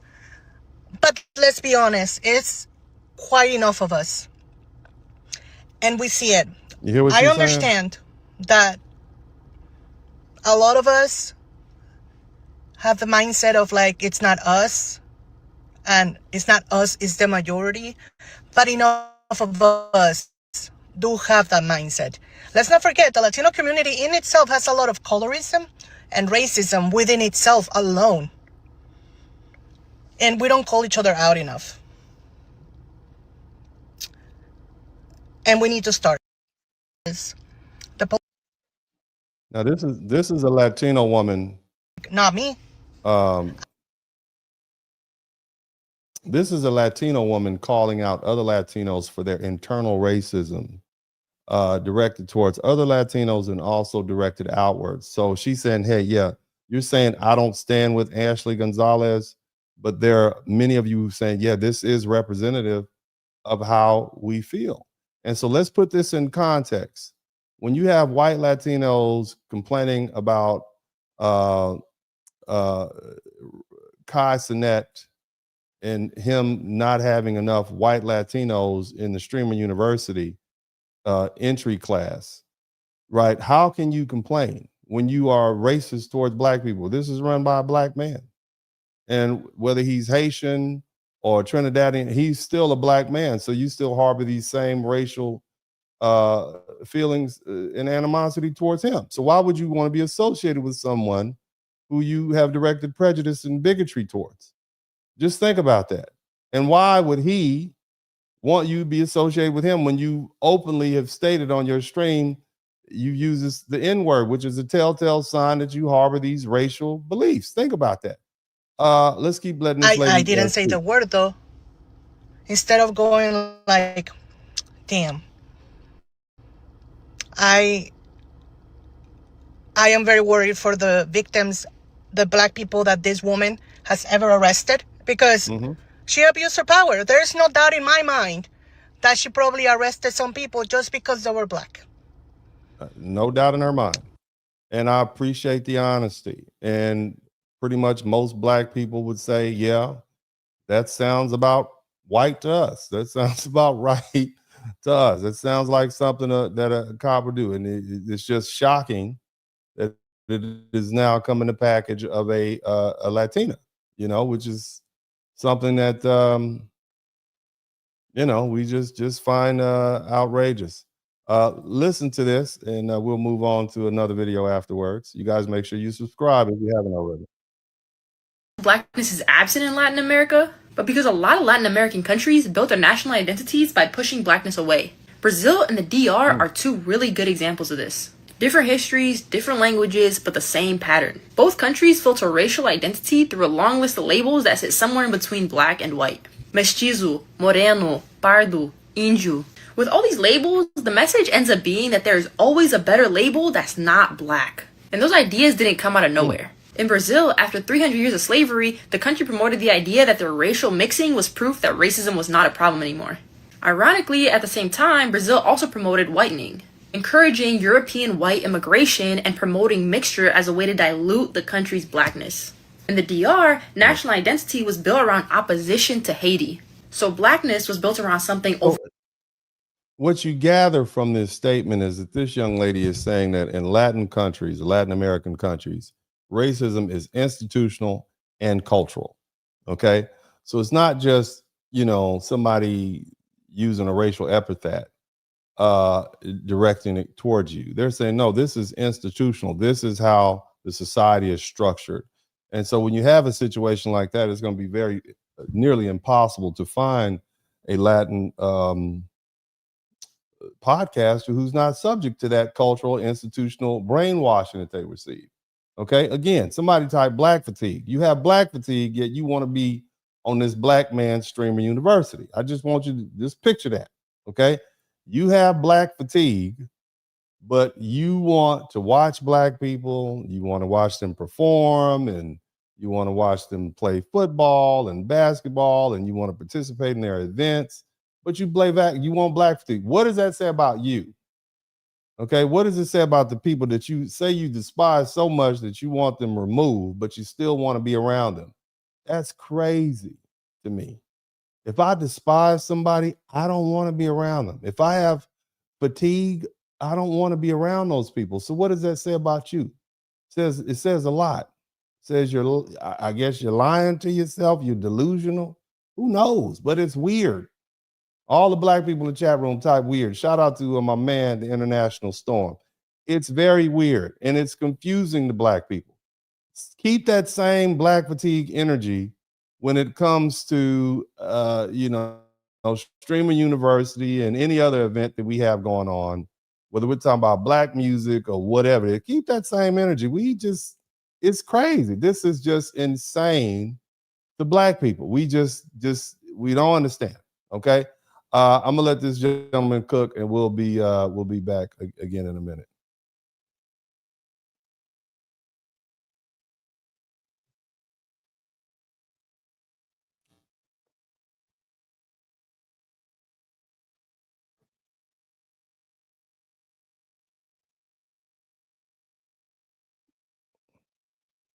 Let me see here.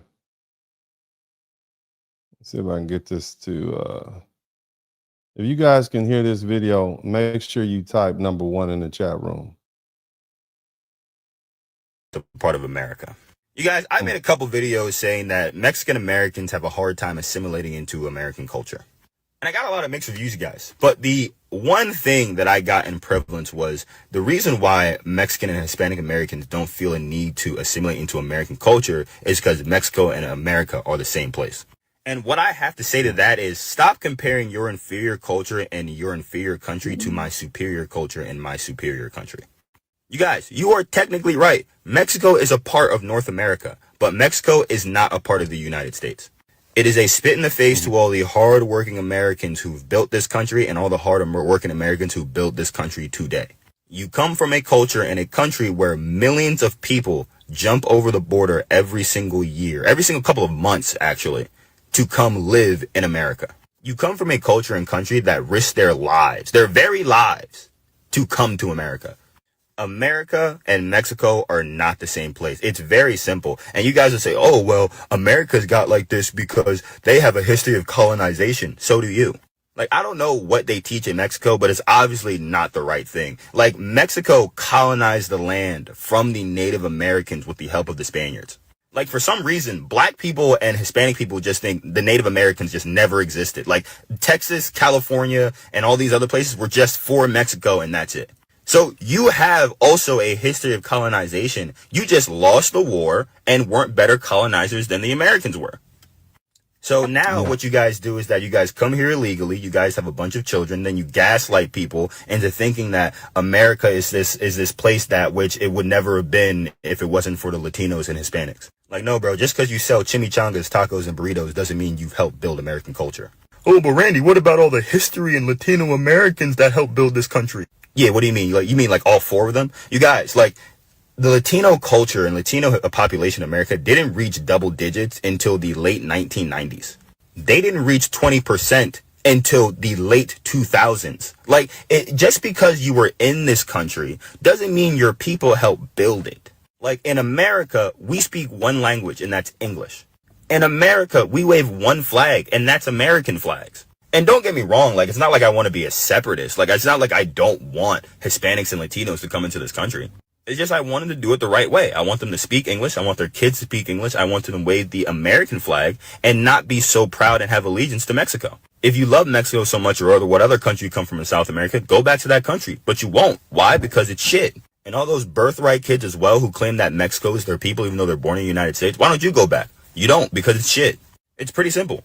Be American, raise your kids to be American, and stop comparing your inferior culture to my American culture. I hope this helped. Now, I let that video play through its entirety because I want to prove a point. Now, let's say that young man, and he calls himself the Black conservative. Let's say that Telemundo, somebody type Telemundo, offered him a job as a broadcaster, where he would be broadcasting to millions of Latino and Hispanic viewers, right? Would you think that the Hispanic and Latino viewers would be in uproar? Because, again, maybe you agree that what he said was factual, but the way in which it was stated it seemed to be some racial undertones and some cries of racial inferiority. It would be offensive, okay? And so the same thing goes when you have someone like Cenat, who's a streamer, who's a world-renowned streamer. He has Streamer University. Why would he put his stamp of approval on a Latino or Hispanic content creator who repeatedly says things that are racist directed towards Black people, i.e. use of the N-word or degrading the Black community? Why would you think he would be so silly as to do that? He would lose followers. He would lose viewers. He's already had an issue with foundational Black Americans. Do you think we're going to sit and allow him to have some racist content creator from another ethnicity using the N-word day in and day out on his Streamer University? Do you think that's going to go? This is going to be controversy. So again, by allowing this gentleman to speak, hopefully you understand where we're coming from. Okay, hopefully you understand how offensive it is, and even whatever you may think. Okay, of what the gentleman said. Shout out to Andrew G. Rucker. Maybe you may agree with what he said. Bottom line is, this content is offensive. Okay, now at least I try to give you some facts and data to back it up. Some people just say stuff to just make you feel bad. All right, I try to be fair and balanced. Somebody type fair and balanced in the chat room. And here's another thing you need to understand: white people don't even, it's just to me, okay, to me. Okay, this is what white people think. I want you to listen to what the white people say about you, the ones you want to be up on. That's a red pill right there, that 99.9% of the population are retarded. It took you people 35 years to realize, black people are a problem. Black people are an issue. Black people commit crimes. In 35 years, when you same idiots realize that Mexicans... This little lady right here, she don't like black people either. Okay, but I want you to hear what she said. And Hispanics are a problem too. This will be a majority brown country. Even more than it already is. It's practically a majority brown country as it is. The reason why I believe that Hispanics are more of a threat than black people is because I am going on the numbers. Black people are 14% of the population. They don't have that many children. They abort their children. They kill each other in gang violence, etc. And so that is a self-regulating problem. They will always remain around 20% of the around 14% of the population. Hispanics, on the other hand, millions of them are in this country. The numbers on the book say it's 20% of the population are Hispanic. I believe it's probably closer to 30 to 35%. That is just the ones that are just here. They are all having at least 4 children per family. They are not having the abortions the black people are having, and as mass deportations are off the table, more of them are going to be flooding into the country. So that means that is a problem. That is a population that is booming. The issue here is not about crime stats. The issue here is about ethnic... Now again, I want to point out, you all Latinos, especially white Latinos, you have all this racial animosity that you direct towards black people. Okay, but listen to what this lady is saying. Listen to what this lady is saying. This lady is saying you all are a problem. You know, she's basically saying you're over there having a fortune. This is what you're dealing with. But you have all this smoke directed towards black people. So much so that you got to use the N-word on every stream. I just want you to think about the rationale in that. And this is not the only white lady who says these things. And, I find it intriguing. Okay. I find it quite intriguing. Here's some more of white people saying. Are you more proud to be Mexican or more proud to be American? Mexican. If you're more proud to be Mexican than you are to be American, why don't you live there? Because you make money over here. Right, but wouldn't you be more proud to be Mexican if you could make more money in your own country? Actually, half of the majority of the people that actually come over here from there work and get their money to go build stuff over there and get their own property here. So, but why don't they just do it there though? If you guys are proud, it's hard. Every time. Yeah. So you got white folk that want you to go home. And look, I don't know what people are thinking in the chat room. All I'm trying to figure out is, why is it that you have so many Latinos who are insistent upon being racist towards black people, okay, but they have literally no smoke for anybody else. Okay, let's listen to this. Others are just bad. They go bad. Something wrong. There's something wrong there. So the genetics are not.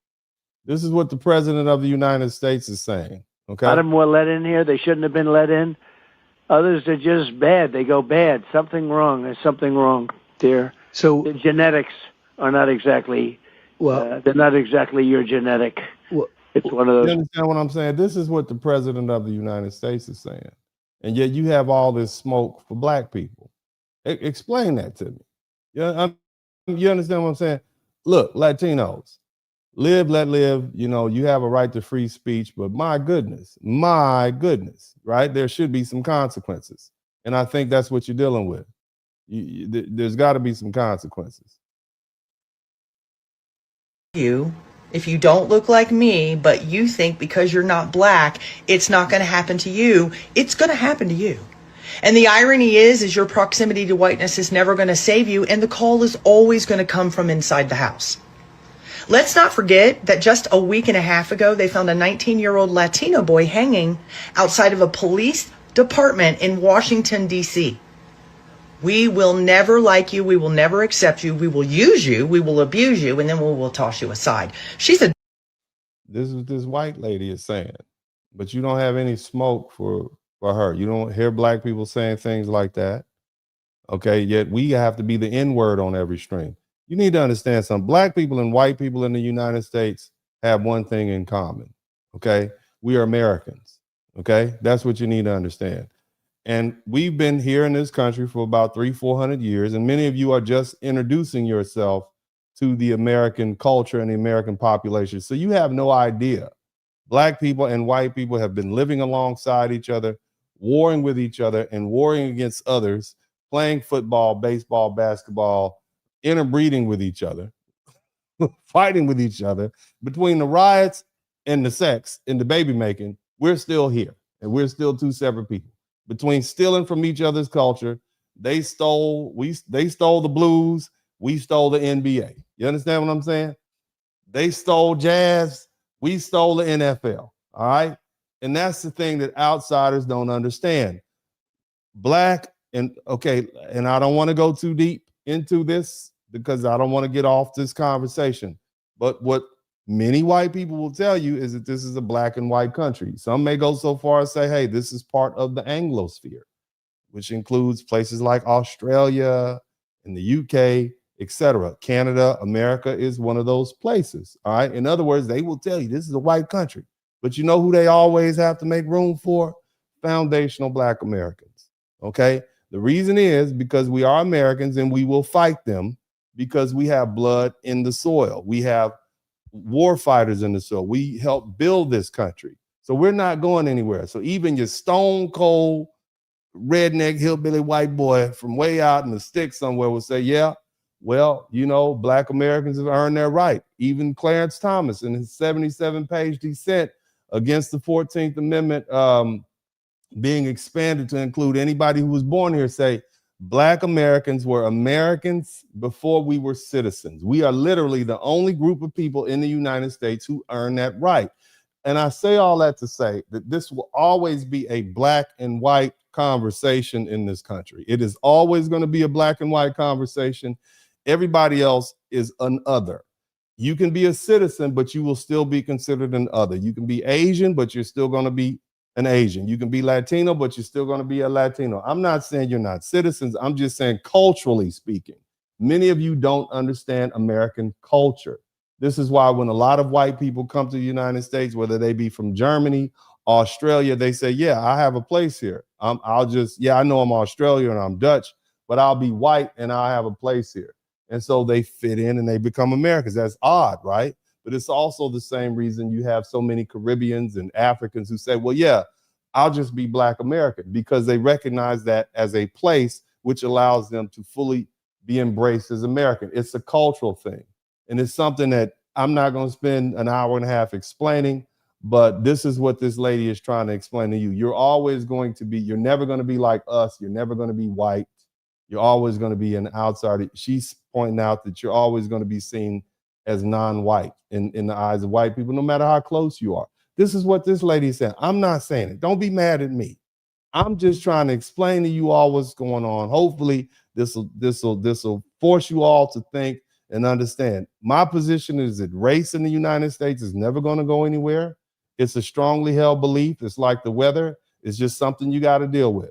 My ancestors, we didn't try to change white people's stereotypes. We just proved them wrong in the courtroom. We proved them wrong in the science laboratories. We proved them wrong on the baseball fields. We proved them wrong in the business rooms, in the boardrooms. This is what we did. Okay, you're not going to change how people feel about you based on their strongly held beliefs, even whether we're talking about religious beliefs or stereotypes. You just have to prove them wrong. This is what foundational Black Americans did. That's what we've done throughout the whole time. They said we couldn't fight. We turned out to be some of the best war fighters that the military's ever seen. The best, the Tuskegee, the Tuskegee Airmen, the Harlem Hellcats. This is what we did. Okay, let's keep listening. A dead woman walking. And the lie detector detected no lies. But anyway, guys, this is a very interesting conversation because although black and brown people or black and Hispanic, black and Latino, whatever you want to call it, although we do not share the same history in general or the same struggle, like many people like to say, which is mostly black people, because we love to say that we're the same as all minorities for whatever reason. We have a very common delusion. Like, they believe in general that they are playing on the same team as white Americans in the same way that we generally believe that we are playing on the same team as they are. And it is so much evidence that that is not true. I feel like they make it known, like Hispanics make it known that we're not on the same team, and whites make it known that they're not playing on the same team as Hispanics. But it's like, see, again, black people understand, you know, we okay. And I'm gonna say it again.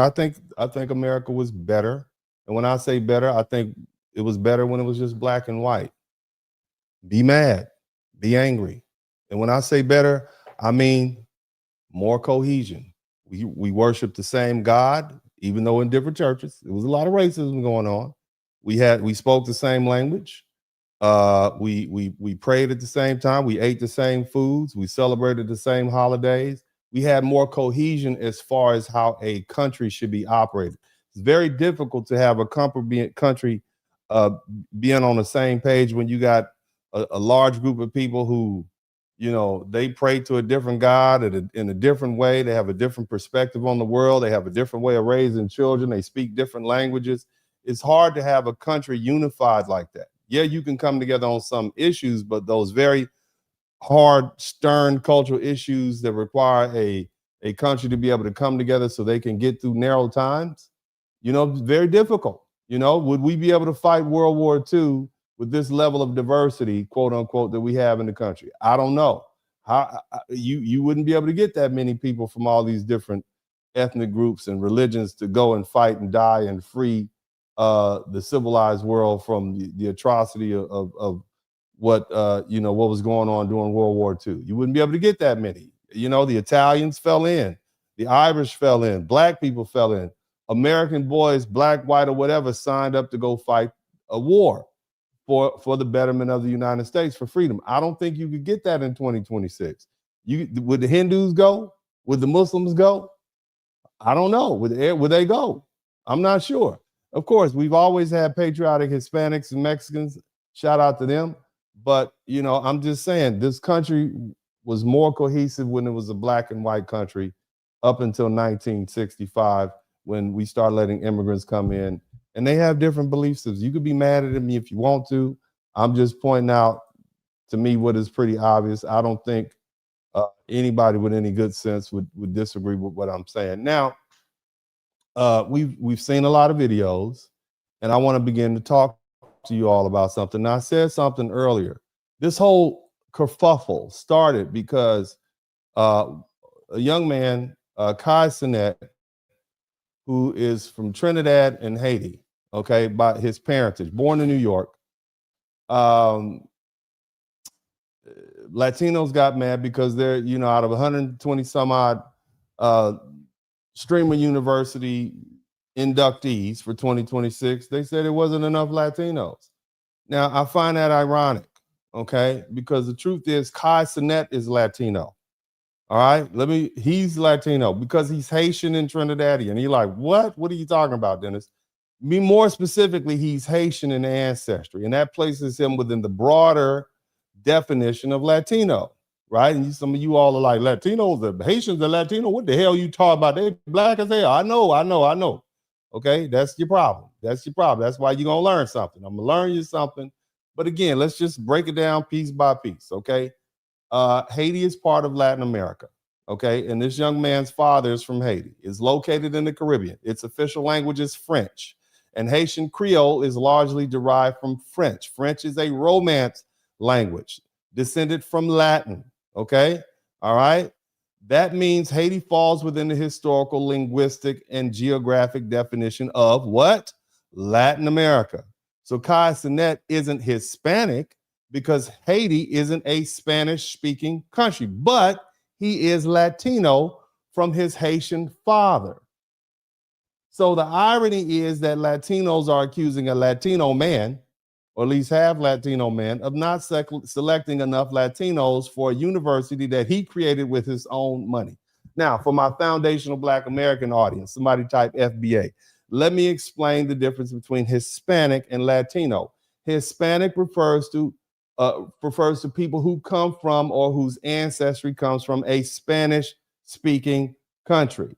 Latino refers to people who come from a Latin America, and that includes countries in which the America shaped, Spain, Portugal, or France, all these the colonial rule, those languages. Spain is Hispanic, but not Latino because Spain is in Europe.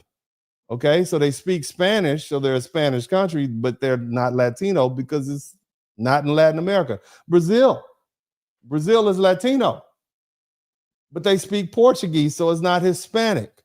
Okay, Haiti is Latino, but not Hispanic because they're in Latin America, but they speak French, and all of those are Latin language, or should I say, the mother tone, that Haitian Creole mother tone is French, okay, rather than Spanish. So neither Hispanic nor Latino is a race. Latino can be Black, it can be white, it can be indigenous, it can be Asian, it can be mixed or anything else.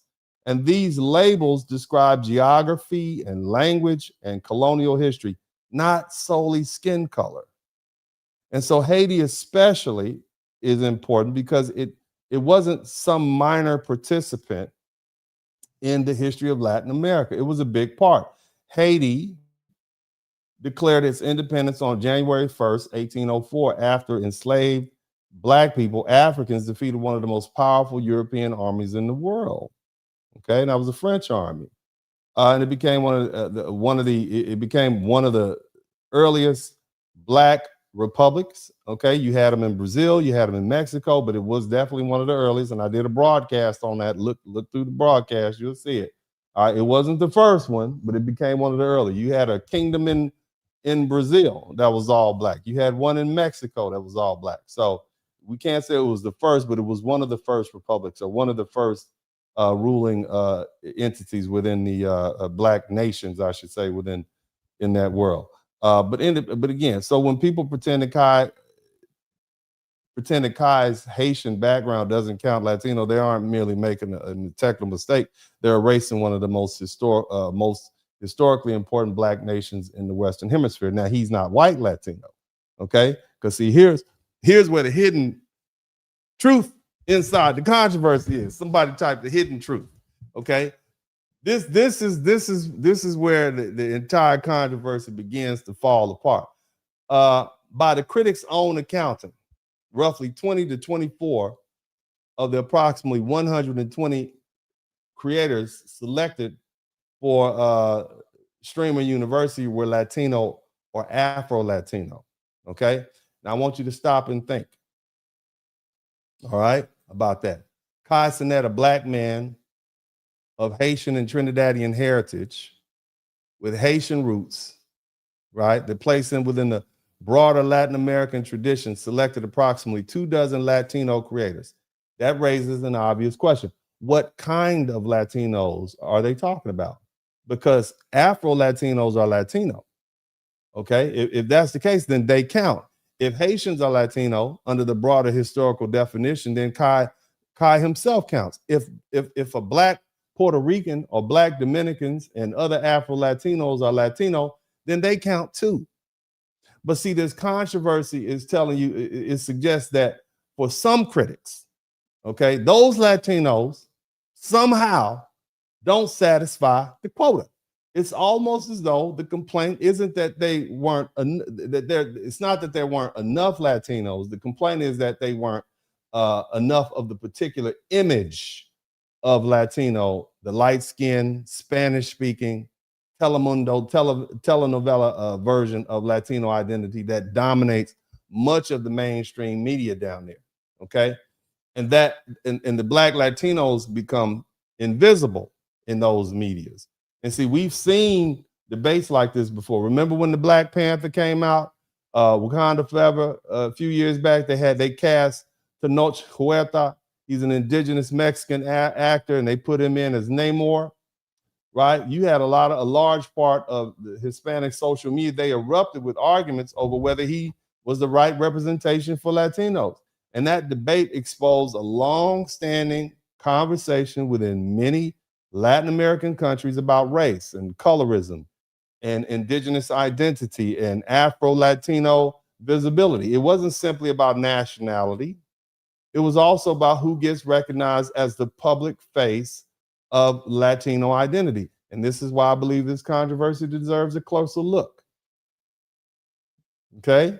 If Kai's Haitian heritage is ignored, if Afro-Latino creators are discounted, if Black Latinos suddenly stop counting the moment representation is discussed, then we're not just having a conversation about Latino representation. We're also confronting the reality that race and color continue to shape how some people define who is considered acceptable Latino.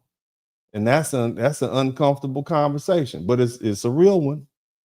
Okay, it's a real one that scholars and journalists and many Latino themselves have been trying to have for years. So perhaps the question isn't whether Kai selected enough Latinos. Perhaps the real question is whether a lot of these critics are not willing to recognize Black Latinos or Afro-Latinos at all. Okay, maybe that's the real problem. Now, again, one more historical receipt people don't like to discuss is how influential elements of the Mexican American political leadership in Texas deliberately pursued legal whiteness and tried to distance themselves from Black Americans during the civil rights struggle. Did you all know that? See, this is not speculation. There was a gentleman named Felix Terina, and he was a successful Houston businessman. He served 4 consecutive terms as the national president of the League of United Latin American Citizens. Somebody type LULAC in the chat room.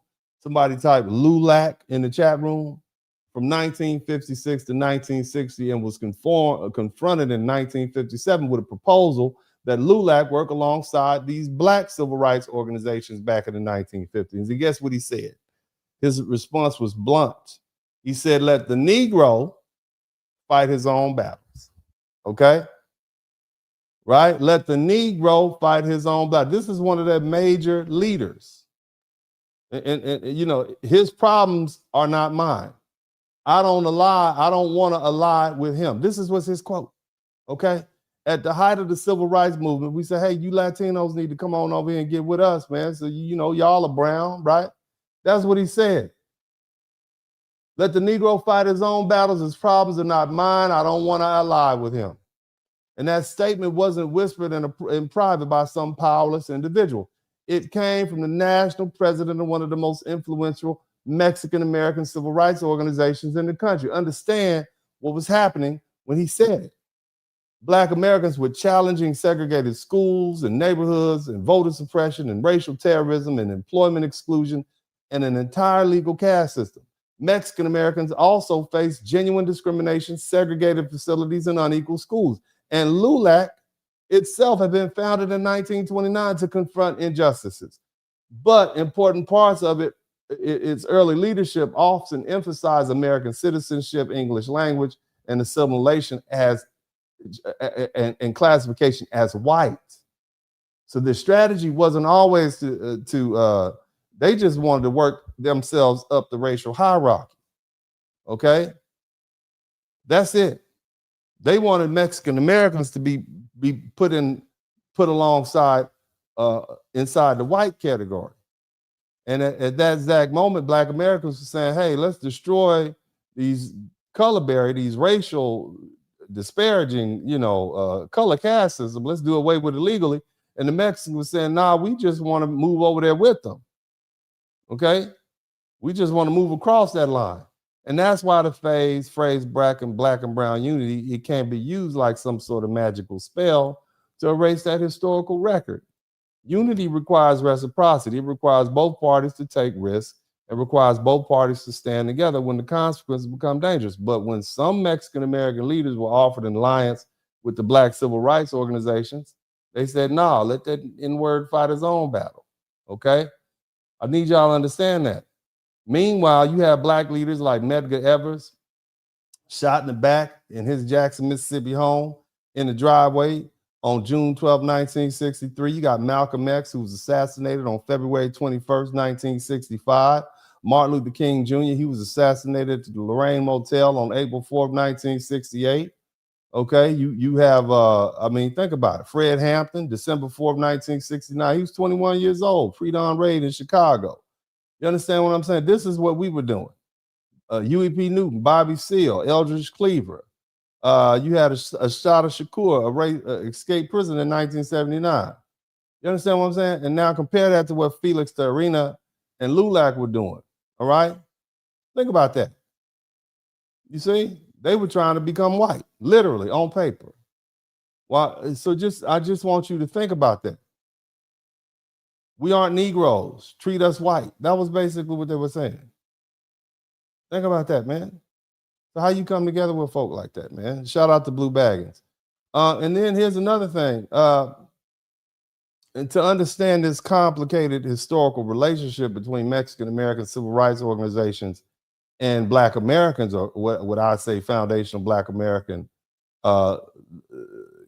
civil rights, and the legal category of whiteness, we need to examine an actual federal case. It's called Mendez versus Westminster School District of Orange County.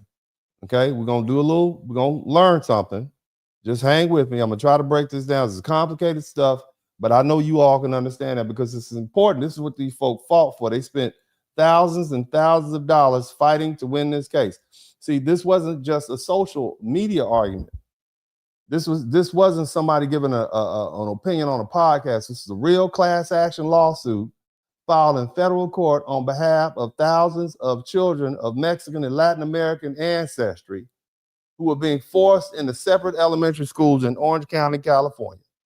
And the trial court's decision was issued in 1946, and is reported, write this down, 64 Federal Supplement 544. It's the United States Courts of Appeals for the Ninth Circuit affirmed the result in 1947. And the decision reported at 161 Federal Second 774. Okay?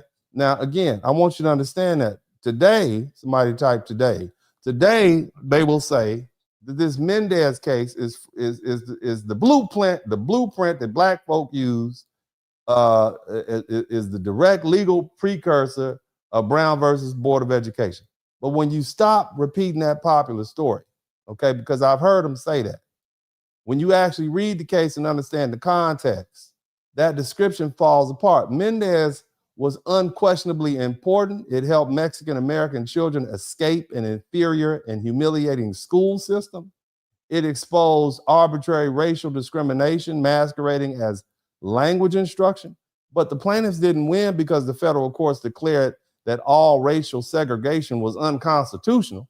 They won because California law hadn't authorized school districts to segregate Mexican children in the first place, okay? That distinction is at the heart of this case. The controversy began in 1944 in Soledad, when Soledad Vendoria, I'm a butcher the name, Veduari, he attempted to enroll, she tried to enroll her children and the children of her brother, Gonzalo Mendez. I want you to think about that. She's got her children and her brother's children, okay?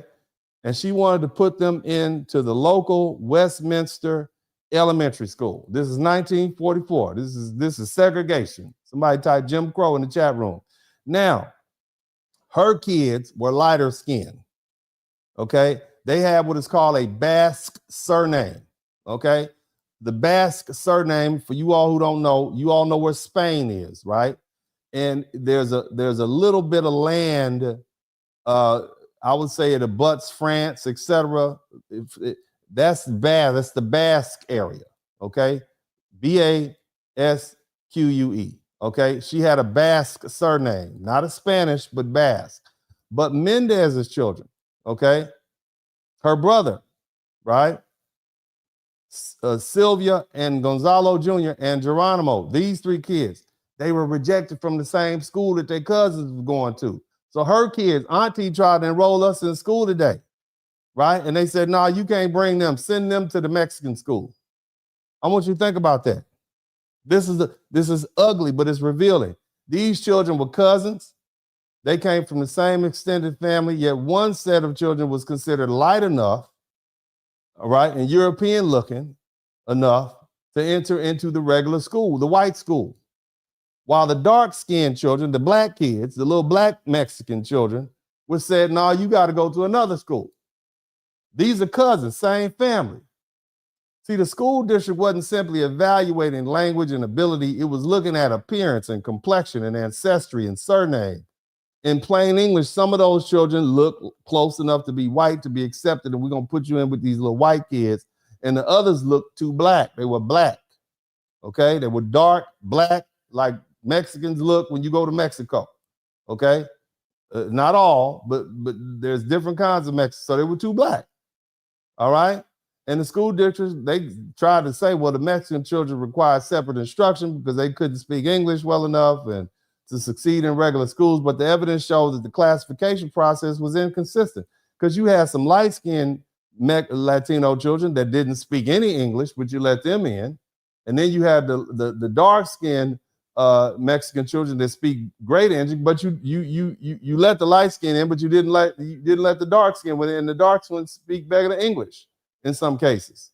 All right, so the district was sorting the children out according to how Mexican they looked, okay, not by their surnames and not by the how they sounded, okay, and then they tried to dress this racial sorting up as an education policy, and this wasn't a legitimate remedial language program. It was a color line with a schoolhouse wrapped around it. So anyway, Gonzalo and Felicitas and Miss Mendez, they initially tried to talk it out with the school authorities, you know, and they didn't begin by running the court. They asked the district to permit the kids in and the other other children who wanted to go, and the districts refused. And the Mendez family joined with the Estrada, the Gomez, the Palomino, and the Ramirez family to challenge 4 Orange County school districts. They literally filed a federal suit and class action so that these schools would allow these little black Mexican children to go into these white schools.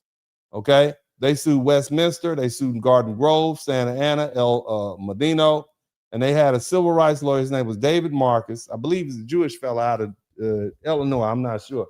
But again, they expanded this to a federal class action. He represented 5,000 children of Mexican or Latin American ancestry. And the plaintiffs alleged that the districts had created a coordinated system of class discrimination and it violated the 14th Amendment. And the kids were being separated based on their skin color. Now you say it's because of the Mexican ancestry, but all these kids are Mexican. The only difference is these are dark and these are light. Okay. Now the districts answered by insisting that they weren't practicing racial segregation. And according to them, they weren't anti-Mexican, right? They weren't institutions designed they weren't trying to isolate the darker children. All right. They were supposedly educational programs created to teach English to promote Americanization and prepare Mexican children to enter regular school. But somehow all the dark kids end up at this school over here, and the light kids ended up over here with the white folks. All right. So again, this is what they were dealing with. Now on on February 18th, 1946, United States District Judge Paul J. McCormick, who ruled on behalf of the plaintiffs, he said, this is racism. You all are wrong. We see what you're doing, okay? And the district court concluded that the school districts had denied Mexican-American children equal protection by separating them based on their ancestry and appearance and assumed language, okay? But he probably focused heavy on the appearance, meaning they look black. We know what you're doing. Because when I look at all these pictures of these kids, all the ones that got sent over here were black, and the ones you kept were white. Now, Judge McCormick also rejected the idea that forced segregation was educationally beneficial. he concluded that Mexican American children were more likely to learn English through meaningful interaction with English-speaking classmates. In other words, you telling me that if I put these Mexican kids over here with all these other Mexican kids, they're gonna learn English faster? That doesn't make sense. If I put them over here with these other kids who speak English, they'll learn English fast. That don't make sense to me, right? And so he prohibited the districts from continuing to, he prohibited the practice, okay? And California law at the time expressly authorized separate schools for certain groups, black and white per se, all right? But there was no separate group for Mexican kids. Okay, there was separate groups from Native American children that identified as okay. So under the existing statute, districts could segregate some Native American children and children who identified themselves as Chinese, or Japanese, or Mongolian. But California didn't pass a law authorizing districts to create separate schools for Mexican kids. So they didn't have a place for the Mexican kids. So if either you're going to the white school or not. So what you're doing is illegal because you're sending them to a Mexican school, and we haven't even made a rule. You shouldn't even have a Mexican school. Okay, so Mexican Americans were generally classified by law as white. That was just the fallback. You don't have we just gonna put them in with the white. They light enough, we'll put them there. Otherwise, we're gonna put them somewhere. We'll create a Mexican school, even though it's against the law, because we don't want these dark Mexicans here with our white kids. But what that meant was that the Orange County districts had created a system of segregation. They had created basically a default school for Mexicans, which was illegal. Okay, all right, they shouldn't have even done that in the first place. But again, the court didn't say no government may ever separate children by race. You understand? Because they had at the time children separated by race. So this is not like Brown versus the Board of Education. Board of Education said separate is inherently but unequal. Separate but equal is inherently unequal. But this case said, no, we can keep the separation, but because you don't have a school for Mexicans, you got to let these Mexican kids, black, light skin, whatever, you got to let them in the white school. That's what it said. So this is not the precursor to Brown versus Board of Education. And in that regard, the Mexican people won because they wanted their children to be around the white people. You understand what I'm saying? Does that make sense? All right, okay. Is that, you see how that's not Brown versus Board of Education? But see, the other thing is, the case also reflects a tension that appears repeatedly in Mexican American civil rights history. Do you fight to dismantle the racial classification system? Or do you fight to prove that your group belongs inside the white group or the protected white category? Those are not the same struggles. That's not our struggle. Okay. Nevertheless, the school district appeared, they appealed, and on April 14, 1947, mind you, we talking about this is the height of the Civil War. This is the height of World War II, and this is what the Mexicans are fighting for. We got a whole war going on, and they in the Ninth Circuit trying to fight to be white. This is how much it meant to them. And the appellate court agreed that the challenge segregation couldn't stand.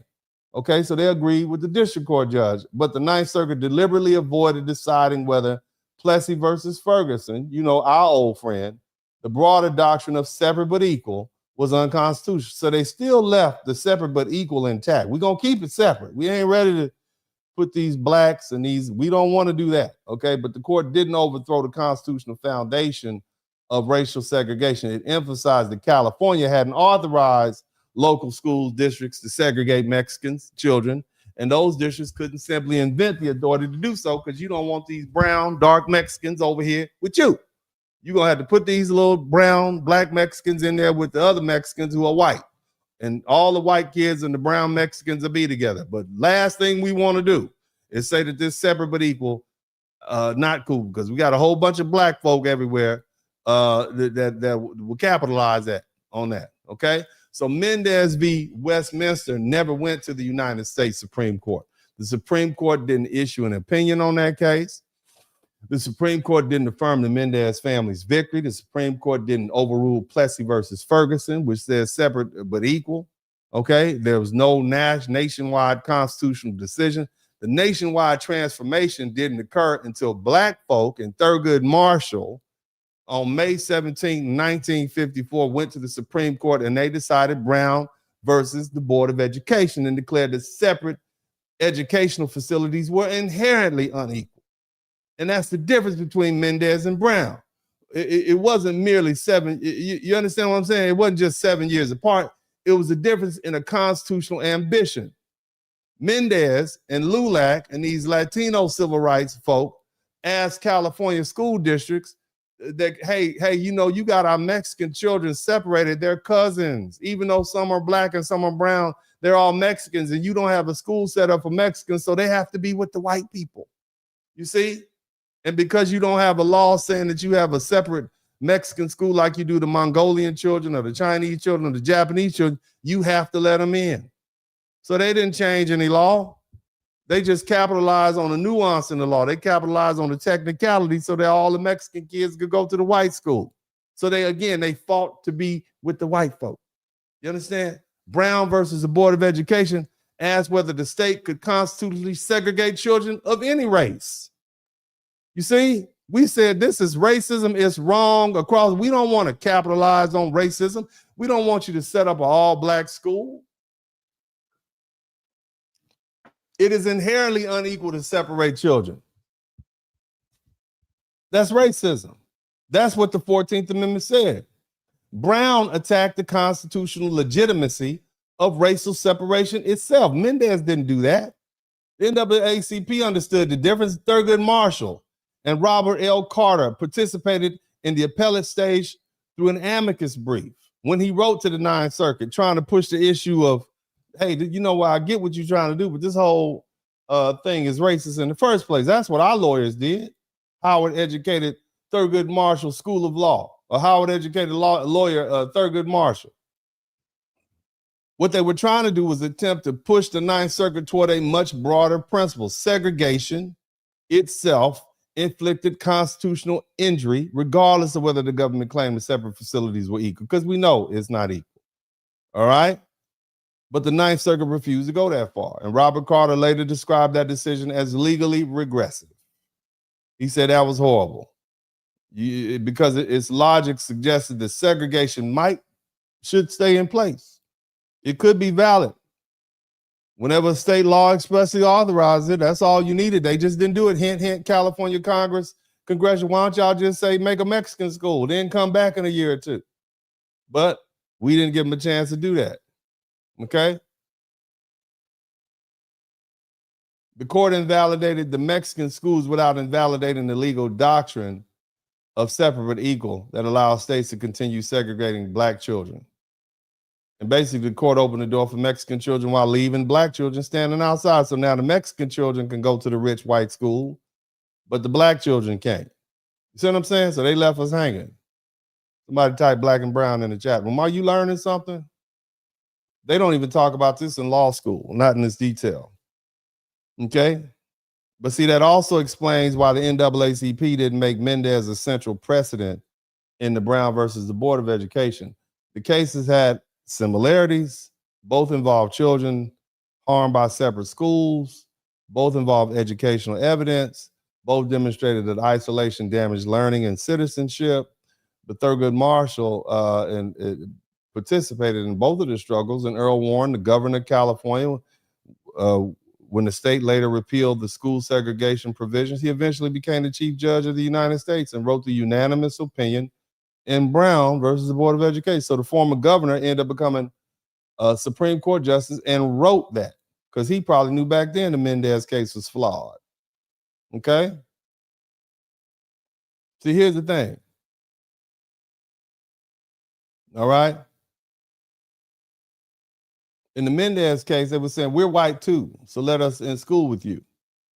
Black people weren't trying to do that. We weren't going to try to pretend to be white to escape segregation. We were going to be black and you were going to accept us how we are. That was the thing. Okay? None of that takes away from the courage of the plaintiffs in that case, in the Mendez case, Mr. Gonzalo, or Ms. Mendez, or any other plaintiffs' family. They appreciate them, right? The children were being humiliated and stigmatized and denied meaningful educational opportunities. And the parents challenged the 4 districts, and they invested time, they invested money and energy into a lawsuit against a very powerful government institution. And they won. They got what they wanted. They got a chance to go to school with white people. Okay? They got the basically default white. That's basically what the case said. Okay? So it wasn't a symbolic victory. All right? But the bottom line is, if you were dark, you were Mexican and therefore excluded. And the law said they weren't supposed to be treated like black people. That's basically what it said. I know, lawyer joke. Never mind. I know y'all don't get that, but I like it. Okay, I like it. Are you learning something? Did y'all figure that out? Did y'all understand that? Okay. So in summary on that, the courthouse door opened for Mexican Americans, partly because the legal system could still call them white, and foundational Black Americans had to force the country to tear the entire door down off its hinges. Now, I mentioned something earlier,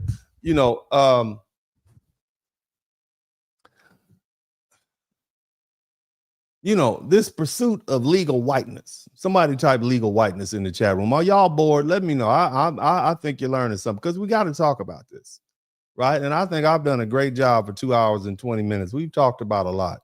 But, and I hope you appreciate the time and energy I put in this to kind of help you put in some historical context, because this is a country of laws, not men or feelings or emotions, okay? And so we have to understand the history of the law. Now, I talked about Operation Wetback. Somebody type Operation Wetback in the chat room. In legal whiteness, okay, it didn't make them Anglo-American, okay?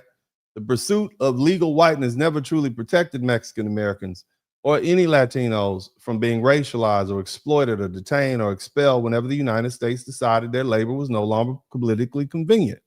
And, that is the central lesson of the federal immigration campaign, officially known as Operation Wetback. It was a government program whose very name used a degrading slur against Mexican people.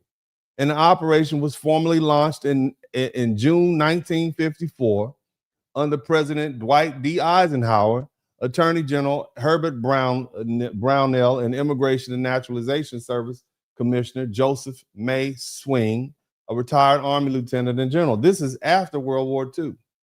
This is when we no longer, the boys are back from overseas. We don't need all this labor that we used to help in the war effort. Things are going great for the average American. All right, we're going to get rid of these Latinos. That's what we used them and got rid of them. Okay. All right. Again, it used military style. This is what they did to these folks. It used military style planning, mobile task force. They had roadblocks. They had workplace raids.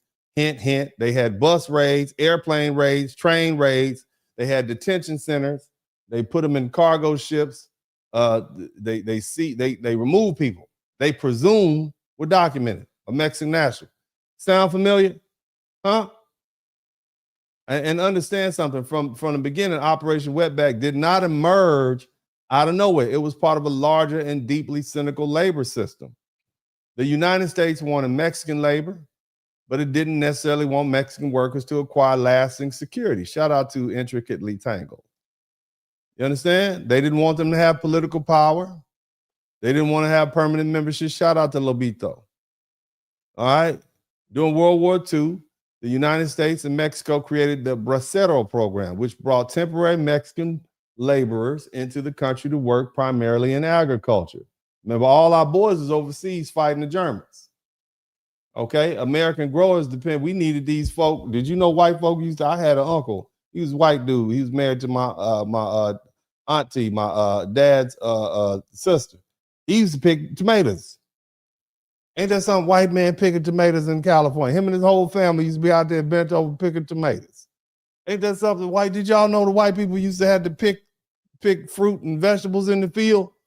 And then they went to war and they brought the Mexicans over to pick the fruit and vegetables. Did y'all know that? Y'all don't understand. White folk had it tough, especially the Irish. The Irish called hell. The Irish were the first N-words. The Irish were the N-words of the English. Did y'all know that? The Irish were treated like N-words by the English. Did y'all know that? And the Italians got treated worse than them. Did you know the largest lynching of group lynching was in Louisiana? And they were lynching some Italians.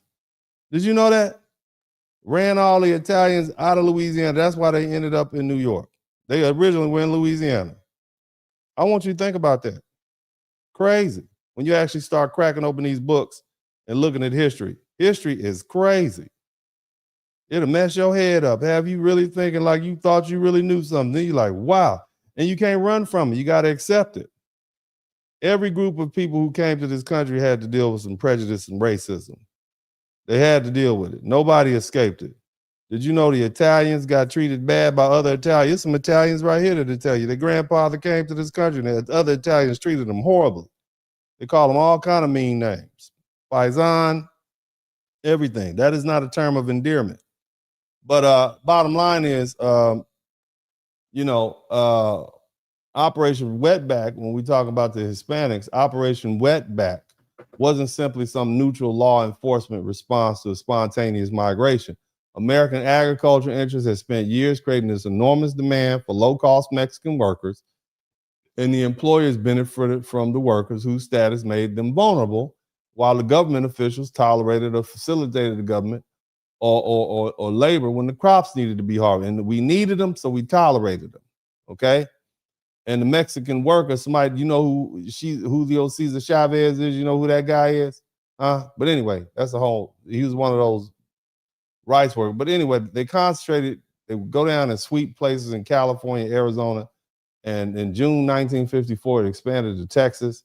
They went down to the lower Rio Grande Valley, and you had these people, these federal agents were setting up roadblocks, and they were just snatching people up, and they shipped and carried deportees from Port Isabella, Texas, nearly 2,000 miles to Veracruz, Mexico.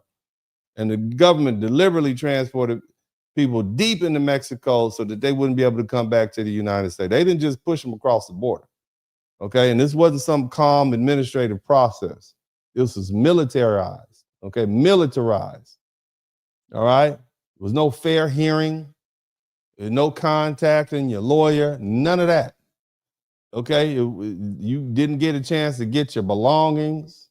You weren't getting your last check, okay? No, you didn't get comfortably put on the bus, none of that. They were literally rounded up in large numbers, wherever they may be. They were rapidly processed, and they were confined in some sort of holding pen, okay? Confined in some holding pen and removed under what we would call coercive conditions. And some people were deported without any meaningful opportunities they couldn't even contact the family. They just disappeared. They couldn't get their property. Imagine you parked your car out there in the field. Your car is gone. Your money is gone. Right? There was no challenge in the government. Someone was dropped off in unfamiliar parts of Mexico without food, employment, transportation, no communication, and nowhere to return to their family. Their families didn't even know where they were. This is what the government did to these Mexicans in 1954 when they were done with them. Okay? They had to deal with the elements. It was heat, it was hot, harsh transportation conditions, deliberate delocation. This wasn't some convenient flight where we're going to drop you off in your home country. No, we're going to drop you off in the middle of Mexico somewhere, and you don't know anybody, so you can't make it back. Now, they don't know the exact number of people that were removed. You understand?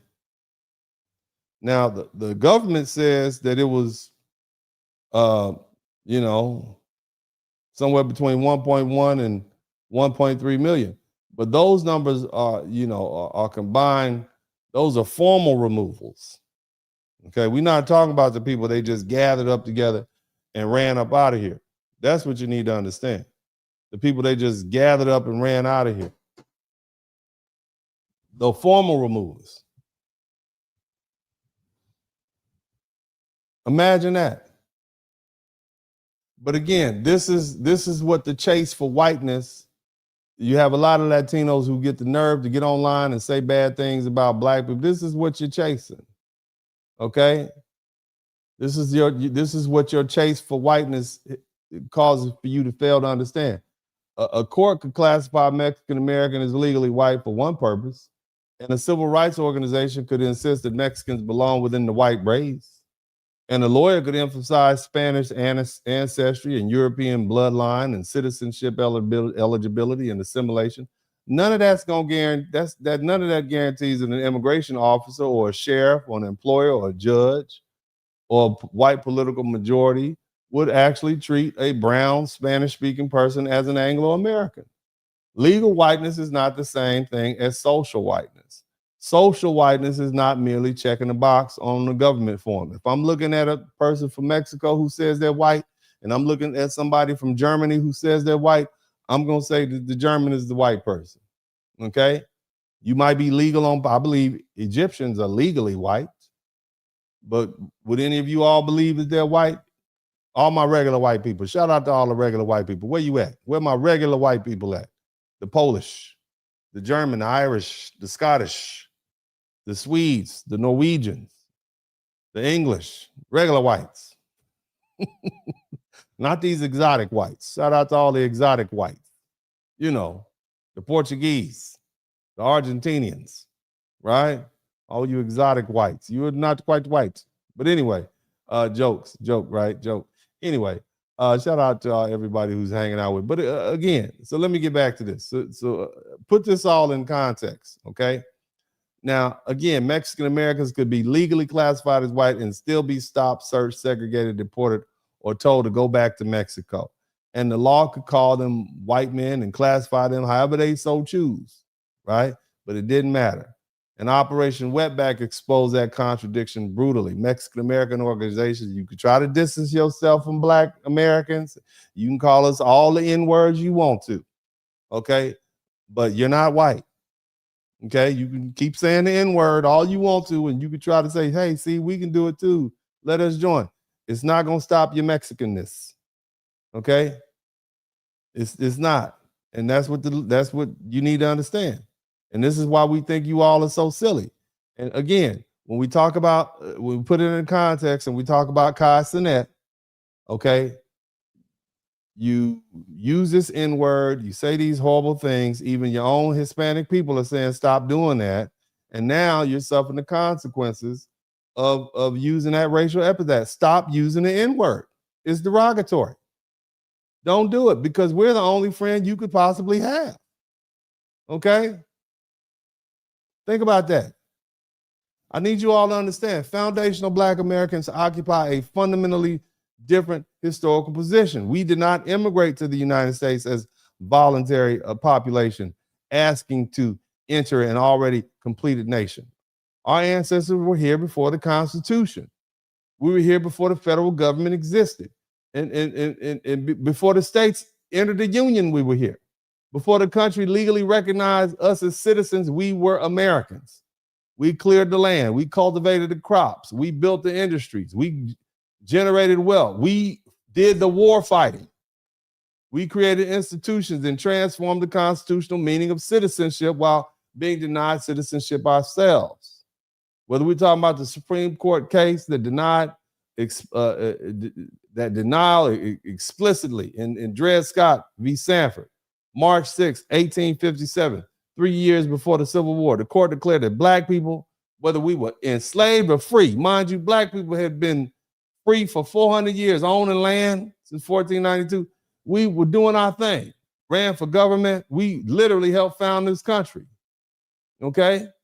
But we couldn't be citizens. Think about that. So for 3 years, well, actually from 3 years until after they came up with the 14th Amendment, that time period, we weren't citizens. We were Americans and not citizens. We went from being citizens to non-citizens to having to get a 14th Amendment to get us our citizens back, but we are Americans the whole time. Again, that decision didn't treat Black Americans as foreign immigrants.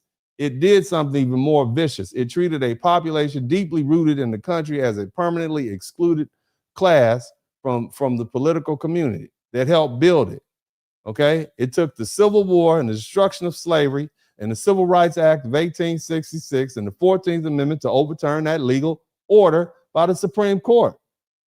You understand? And it was the 14th Amendment ratified in 1868 that declared all persons born are naturalized in the United States and subject to the jurisdiction thereof as United States citizens. And that was what overran it directly repudiated the Dred Scott case. Okay, and here's what I need you to understand. Okay, foundational Black Americans, again, I'm gonna say it again, we were Americans before we were legally recognized as citizens. We were already part of the country's population. Okay, we were integral to the economy. We were integral to our war effort, the history, cultural, and to the country's physical development and expansion. America didn't invite us in after the nation was built. It built the nation through our coerced labor while denying that we belong to it. Okay, citizenship didn't create our American identity. We were Americans. Citizenship, citizenship belatedly acknowledged an identity that already existed and had been purchased through generations of hard work. Somebody type work hard in the chat room. You understand what I'm saying? This is us. And this is why, this whole pursuit of this Anglo-whiteness by all these foreign groups has always been interesting to us because it's futile. Again, whiteness was never simply a neutral legal classification available to anyone who could just make the right argument. It was political system. Shout out to RNOILU88. It was decided, it was a system that decided who would be presumed American and who would remain conditional no matter what. And Mexican Americans could be called white in court all you want, but you're never going to achieve that whiteness, not culture. This is a social thing I'm talking about. Legally, you might be, but so do y'all understand the difference with what I'm saying? I know this is hard. It's hard to pick this up in 2.5 hours, but I'm trying to get it to you. Okay, I'm trying to help you understand, and no matter what these people say, all the N-words, all that is never going to work. Okay? Bottom line is when you have segments of Latino American leadership, and you hear them talk about, this, that, and the other, and they try to distance themselves from Black people, it never works. It always comes back to hit them in the face, which is what you see happening right now. You got Cenat who's saying, you know what? I can't piss these foundational Black Americans off, so we can't have any Latinos who've used the N-word on the internet. And we've searched and searched, but the only ones we can find are these 2 white Latinos and 20 Black Afro-Latinos. This is the consequences. Okay? Now, there's another one I want to talk about, which is even worse. It's even worse than Operation Wetback. Okay? They still try to bury it today. You guys know who the Texas Rangers are? Somebody type Texas Rangers in the chat. Do y'all know who the Texas Rangers are? Eh? Do you know who the Texas Rangers are? Listen to this.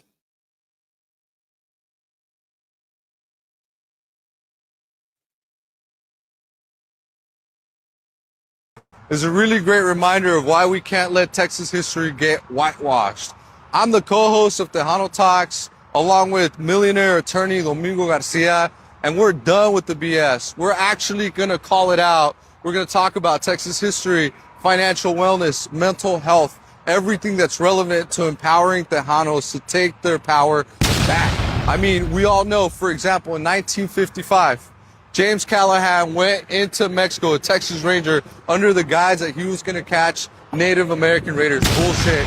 He was there to recapture slaves, and we're done with those lies. So if you're done with those lies, follow us here on Tejano Talks. We're releasing our first full episode on May 1st. We have guest celebrities like Gina Hinojosa, James Talarico, and many more to come. We're going to be on Spotify, Apple Music, YouTube, all TikTok, Instagram, all of the platforms as Tejano Talks. I'll see you there. All right. So Tejano is another word for Texas Mexican, a person from Texas of Mexican descent. Okay, so that's what he's saying. But what I want to talk to you guys about, and I'm happy that people are studying the history. I don't think we should run from history. I don't think we should run from the atrocities. I think we should just really just deal with it. And that helps people come to some conclusions. I'm gonna say this: everybody has blood on their hands, all right? Because right along with those Texas Rangers, you had a lot of Buffalo Soldiers. Those are black men, former enslaved men who fought for the Union Army, who helped fight the Mexicans and the Native Americans. Everybody has blood on his hands in this country, okay?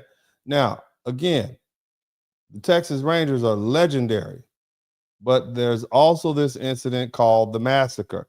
And I believe in Spanish, you refer to it as La Matanza, okay? The massacre or the slaughter. And this didn't happen in some distant country. It happened right here in Texas, largely along the Texas-Mexico border during the revolutionary turmoil of the 1910s, between approximately 1910 to 1920. And it got especially intense between 1915 and 1919. Some of you all who are 55, 60 years old, your grandparents were alive at that time. And the Texas Rangers and the local sheriffs and deputies and soldiers and ranchers and some just armed vigilantes, some Anglo vigilantes, they terrorized Mexican nationals and American citizens of Mexican descent under the banner of law and order, okay, and border security and suppression of banditry. And so the historians still debate the exact number of Mexicans or people of Mexican descent that were killed, right? There's never been an official record, but bodies disappeared, families fled. The same authorities accused of committing this violence control the records, but the serious estimates range from hundreds to several thousand. Several thousand Mexicans and Tejano men killed during that decade. That's not a few bad officers making an isolated mistake. That's a system. You see, being Mexican, being Spanish speaking, owning land near the border, or simply being in the wrong place at the wrong time could make a person a target. Okay, and this is why they said we don't want our children speaking Spanish. A lot of Mexicans will tell you, hey, we were told not to speak Spanish, speaking Spanish were bad, and this is part of the reason so they can hide their identity. Okay, now the official report excused the violence and the silence that followed helped erase it. Okay.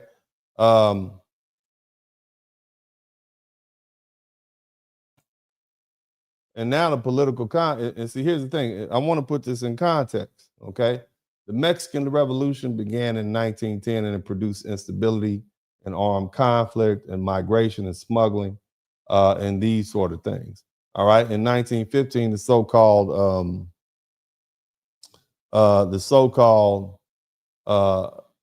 Plan of San Diego called for the uprising against Angelo.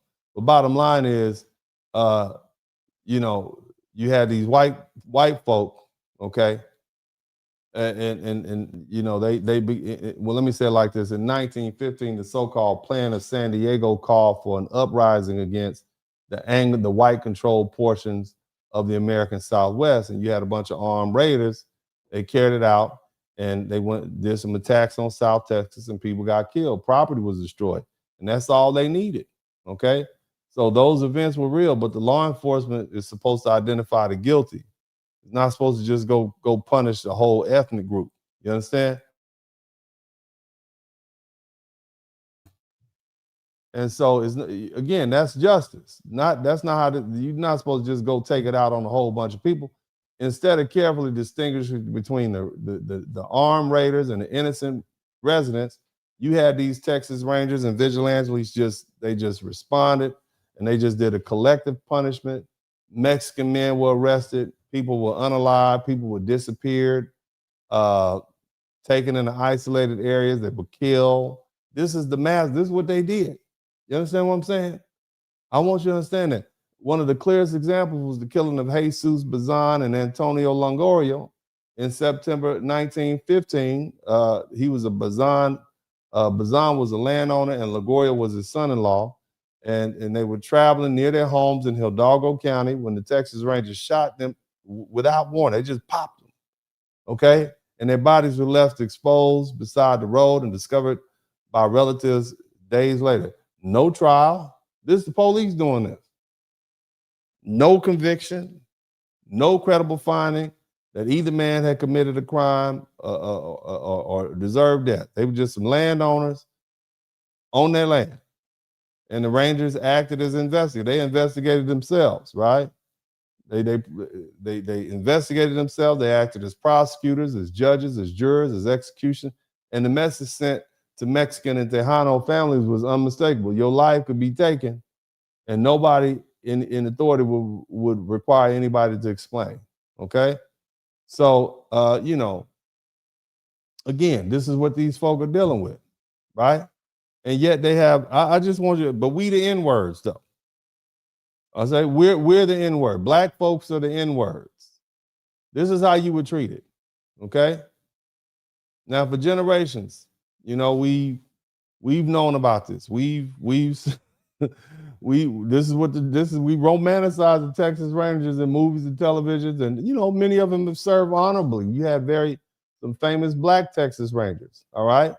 But they experienced armed men arriving in the darkness. This is what the Mexicans, they're taking away their husbands and fathers and sons and brothers and leaving those men dead. 15 people were taken, 15 people were denied hearing, 15 people were denied trial, 15 people were executed. This is what we're dealing with, all right?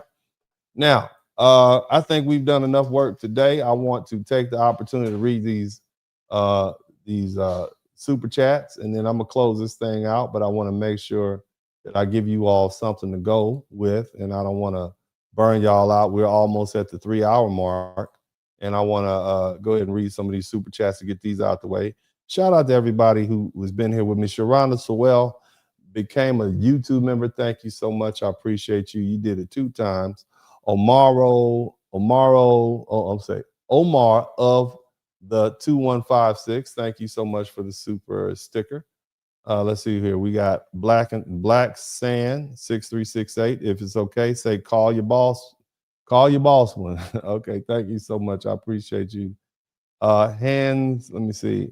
Hassan Irby, thank you so much. I appreciate you.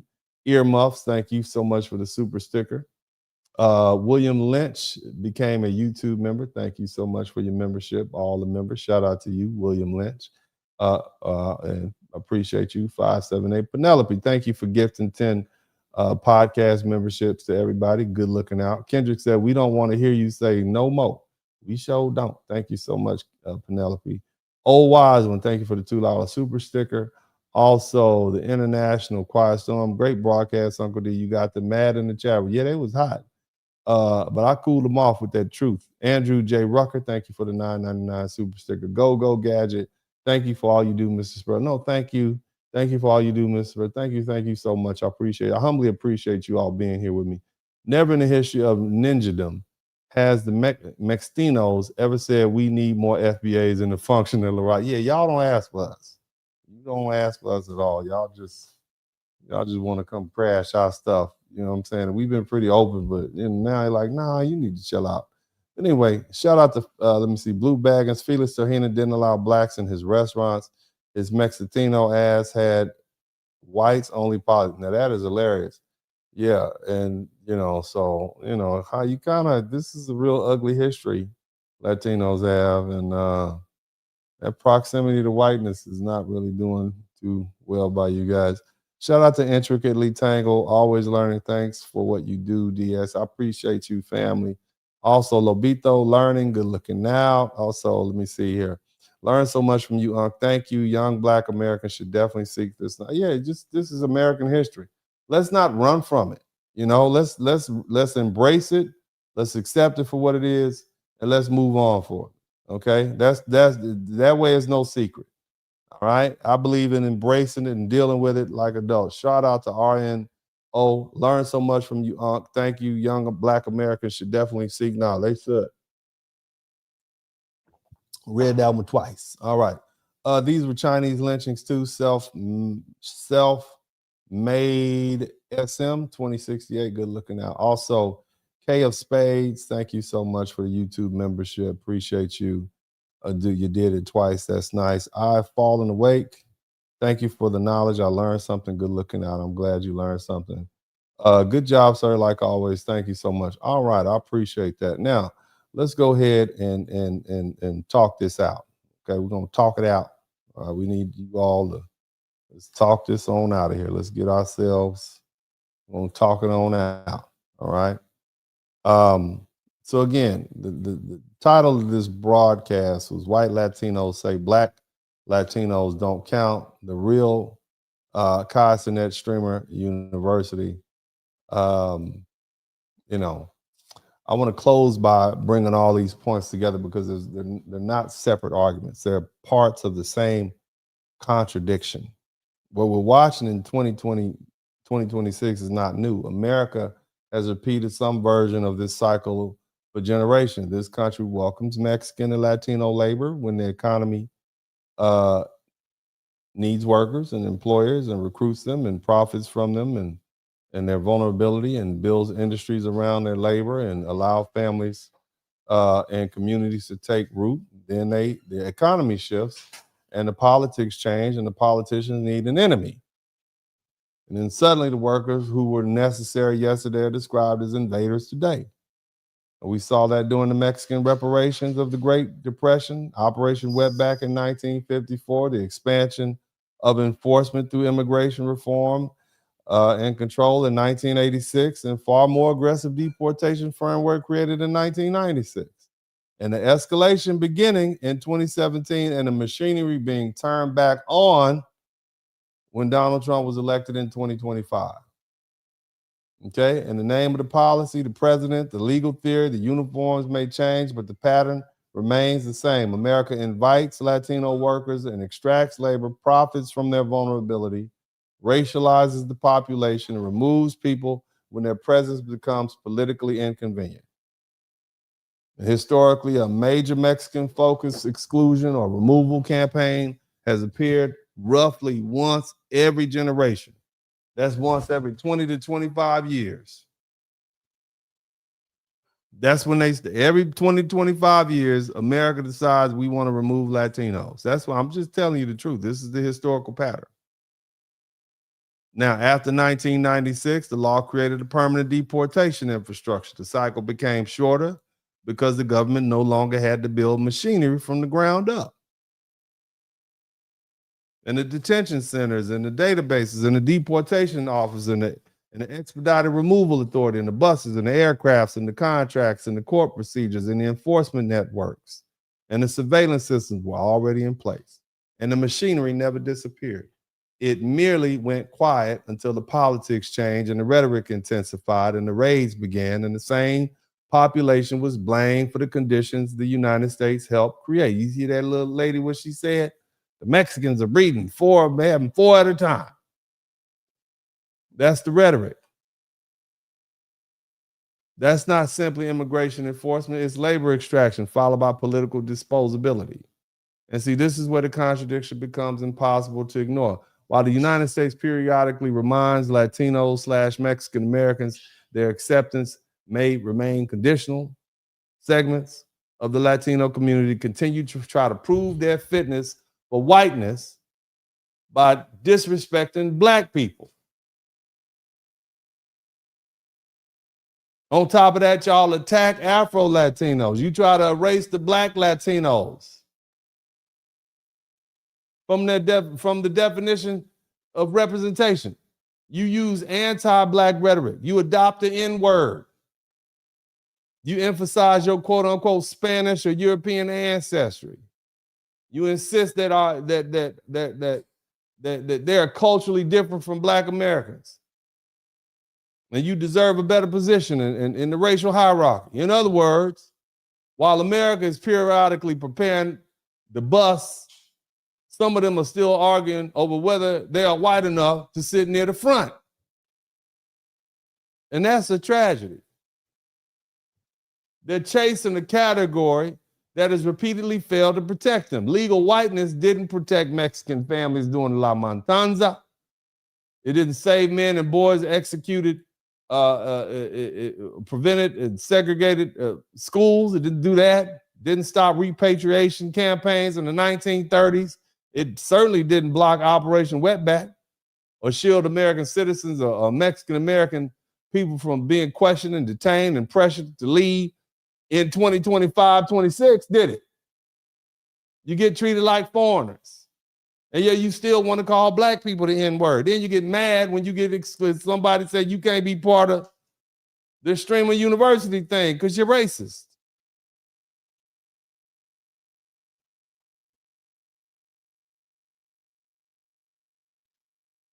Anti-blackness from Mexicans or Latinos is irrational.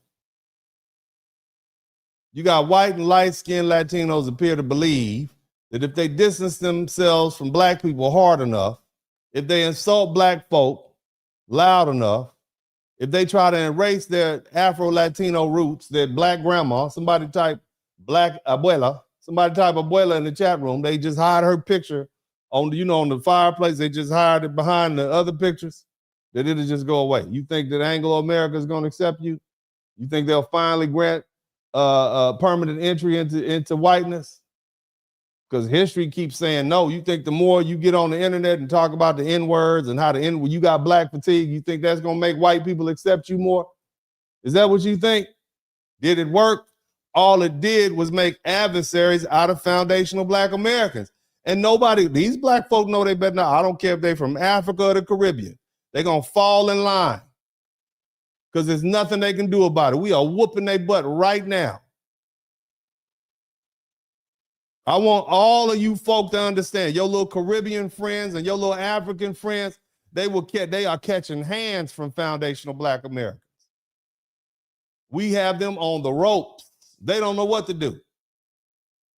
We're cutting tethers. Somebody type cut the tether in the chat room. We're putting them out there on their own. They're on a little dinghy by themselves. Oh, no, I need to no, you by yourself. You learn your lesson. Cenat bet not have some racist Latino on there talk about the N-word. You bet not. He gonna get canceled. Look. You can try to identify as white. You can try to be classified as white. You can get the census changed. You're still not white. And it's not going to help if you're making enemies out of black Americans, because we are not the ones. Some of you all don't think we have power. Some of y'all don't think you're offended that we will defend ourselves and exclude you.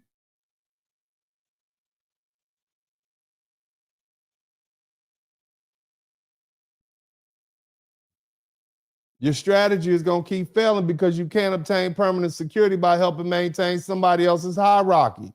And that's not going to erase your vulnerability by pushing black people beneath you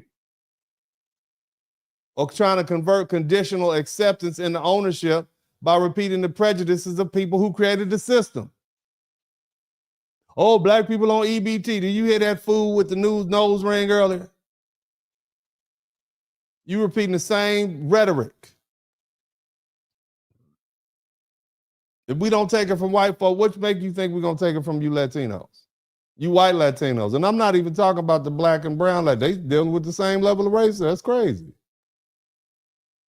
It's like light-skinned black people being prejudiced against dark-skinned black people. How's that going? We going to fight about that. You know what I'm saying? And here's something else crazy, man. This is what's crazy to me. Okay? What makes this pursuit even more absurd? Where are my white people at? I want all the white people to come to the front of the room. I want my real white. I want the dirty white boys with skateboards. I want y'all back.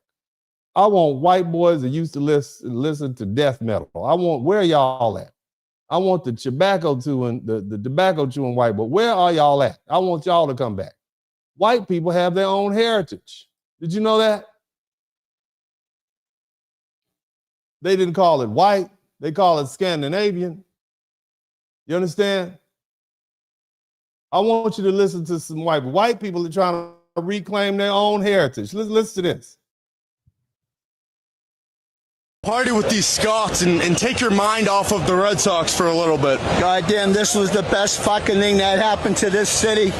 These Scots, all these Scots here, man.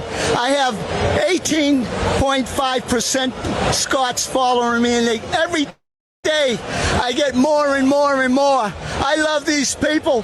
And Uncle Fern, I'm saying right now, a year from today, I'm going to Scotland and I'm going to do videos over there. And I'm going to have a hell of a time. I'm going to go for 10 fucking days over there. These people are the best. They're just like Bostonians, man. They know how to party. What a fucking party I'm seeing here at the Faneuil Hall here today. Fucking beautiful to see.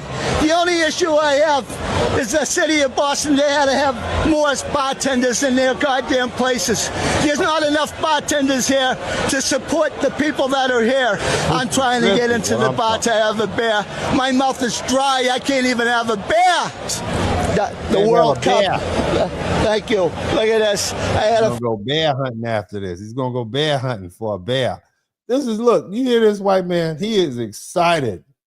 He said, I'm 18% Scot and I'm going to Scotland. White people are claiming that they are claiming their heritage. You understand? They want their heritage back. They abandoned it when they came over here to be white, and now they want it back. It's over time. Like, my family wasn't white. My family was Italian. They were disparaged when they first came to America from Europe. My grandfather used to tell me terrible stories of what happened to him when he was a boy living in America as an Italian. They treated them the same way terribly racist people were treating people from Guatemala that sneak in here. It's the same kind of thing. Yeah. And then after a while, they sort of integrated, and now I'm white. Yeah, now you're just a white person. Now I'm just a regular white. And you experience a loss. All the white people, you experienced a loss when you gave up your rich Italian heritage or your Scots-Irish heritage to become white. You gave up something tremendous, okay? You gave up something. Look how excited these white folks are about their white heritage. Listen to this. This is what you gave, not white. I can't even say white. They're excited about their Irish heritage, their Italian heritage. They want their culture back. Okay, listen to this cat right here. Say that at least here in Boston, so far, man, since the World Cup's been active, this has been so much goddamn fun. This whole city's just got a different feel to it right now. It's like a joyous, unified, kind of like a magical international vibe. And it's like, if there's one negative thing about the World Cup, it's a net positive outside of one thing, and that's like, when is this city ever going to be this fun again? When? Don't get me wrong, it was fun when the Celtics won it in 2024. Like, that was phenomenal. Don't get me wrong, that was pretty great. Yep. But the World Cup's just different. The people it brings are different. It's like, I don't know, I'm kind of seeing like how great shit could be if we had. I mean, what you're looking at right here is this is probably the first time some of these people have really just experienced, just Europeans coming over and they get a chance to be around their own people. You understand what I'm saying? And they are just super excited. I mean, just imagine, like, they're inundated with people with their heritage. So we're not white, we're Scottish. We're not white, we're Irish. We're not white, we're Swedish. We're not white, we're Norwegian. You see what I'm saying? And this is what we're dealing with. You see what I'm saying? This is cool stuff. Let's keep listening. Things like the World Cup more often that bring people into the city and give this whole area, the whole city of Boston, just a different life. It's like it gives it a different identity, a whole different feeling, man. I can't describe it. It's like it's unlike anything else. The World Cup is unlike anything else that you can experience from like a sport or like unification. It's better than the Olympics. It's better than everything. But it's like, when are we ever going to get this again? When is it going to be this fun again? This whole World Cup so far has definitely felt like one of those moments in time where it was like, at least here in Boston, I don't know about anywhere else. I ain't mad at him. I'm not mad at him. I'm not mad at him at all. You see what I'm saying? But again, around the country. But at least here in Boston, it's one of those like moments in time. It's almost like the good old, like that line from The Office that Ed Helms says, where it's like, I wish there was a way to know you were in the good old days while you're in them. And I think as we get older, we you know, those nostalgic special moments in time. You can look at this dude. This dude has a star. He's a twinkle in his eye. He is happy. You see what I'm saying? So look, white people, go become Irish again. Go become Scots people again. Go. You don't have to be white. What is white? There's no thing as white culture. What is white culture? Beer on Sunday? That's not white. Go be Irish. Go be Polish. Go be Scottish. You'll be better for it. You had your own history, your own religion, your own song history. You had all of this of your own, and you gave all that up to come over here and be white, whatever that is. Okay? I understand why Black Americans call ourselves white, because we were amalgamated people. We were forced over here on slave ships. We don't know who we are. You can trace your heritage back. You understand what I'm saying? This is what I need you to understand. This is, and again, in the context of you got a bunch of Latinos who want to be white, and white people want to be who they were. For real. Listen, they became white. Listen to this fella.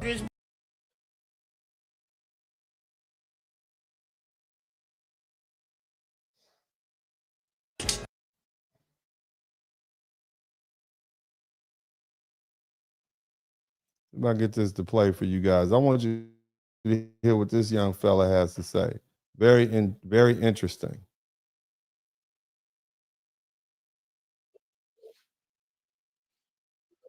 White. For the 1700s, bro, niggas wasn't white, okay? Niggas was Scots. Before y'all niggas joined the fucking KKK, y'all niggas was actually Klansmen. Like a person with the actual homeland and lineage. Your value, your identity, your sense of self was much deeper than fucking a color or a racial category or your bank account. I was real niggas for a second, bro. Y'all had obligation to y'all kin, bro. Excuse his use of the N-word, but you know, he's trying to be relatable. Just for a little second, bro, y'all had real nigga in y'all. Was maintaining the land and shit. It's like, kudos to y'all. See, all this cool shit, bro, was too much for whiteness, okay? It was too much for capitalism. So it had to be completely dismantled. Like, again, all this cool shit, loyalty to family, loyalty to land, like, this shit is not what empire needs. Thus comes the Jacobite uprising. Now, I'm gonna have to make a whole video on these alone. These were like dynastic family. He's basically just going to explain that white people realized when they got to America, they had to unify on their whiteness because they were outnumbered. Okay, that's what he's saying. Now, I got, and I'm just proving a point here. This dude right here got all the white people wanting to get back in contact with their European roots, and I like this. Listen to this guy. Okay, this dude right here. This is the blackest looking white dude. Have y'all seen this dude? Y'all know who this Erling Haaland guy is? I want y'all to take the Nordic Bronze Age and the Vendel period. The Nordic Bronze Age, occurring from around 2000 BC to 500 BC, was a time marked by exceptional material wealth, societal development, militarization, and most importantly, trade. The Nordics were particularly intertwined with Mycenae and Greece culturally, and their goods made it as far as Egypt. You may have also noticed something: boats, battle axes, and horned helmets. Reductively, it may be fair to call them Bronze Age Vikings. In fact, the myth of Vikings wearing horned helmets most likely comes from these much older bronze helmets. For some reason, Bronze Age sea raiders seem to be fascinated with horned helmets, as we see with the Shurden, one of the sea peoples as well. On their longer axes, I can only find them referred to as halberds. I'll admit that this stumps me, as I thought the defining feature of a halberd was that it had both an axe. So I'm gonna say that he's going into the, but I mean, here's the thing. Basically, white people are delineating from whiteness. They're delineating from this amorphous, ambiguous, we're white to, no, I'm Italian, I'm Irish, I'm Scots, I'm Norwegian. My people are from Poland. And I think that's pretty cool. And I say all that to say, you guys can do, and look, shout out to the white folks, man. I mean, again, embrace your heritage, embrace your culture, get back to who he is. But again, what my whole point for this broadcast is that,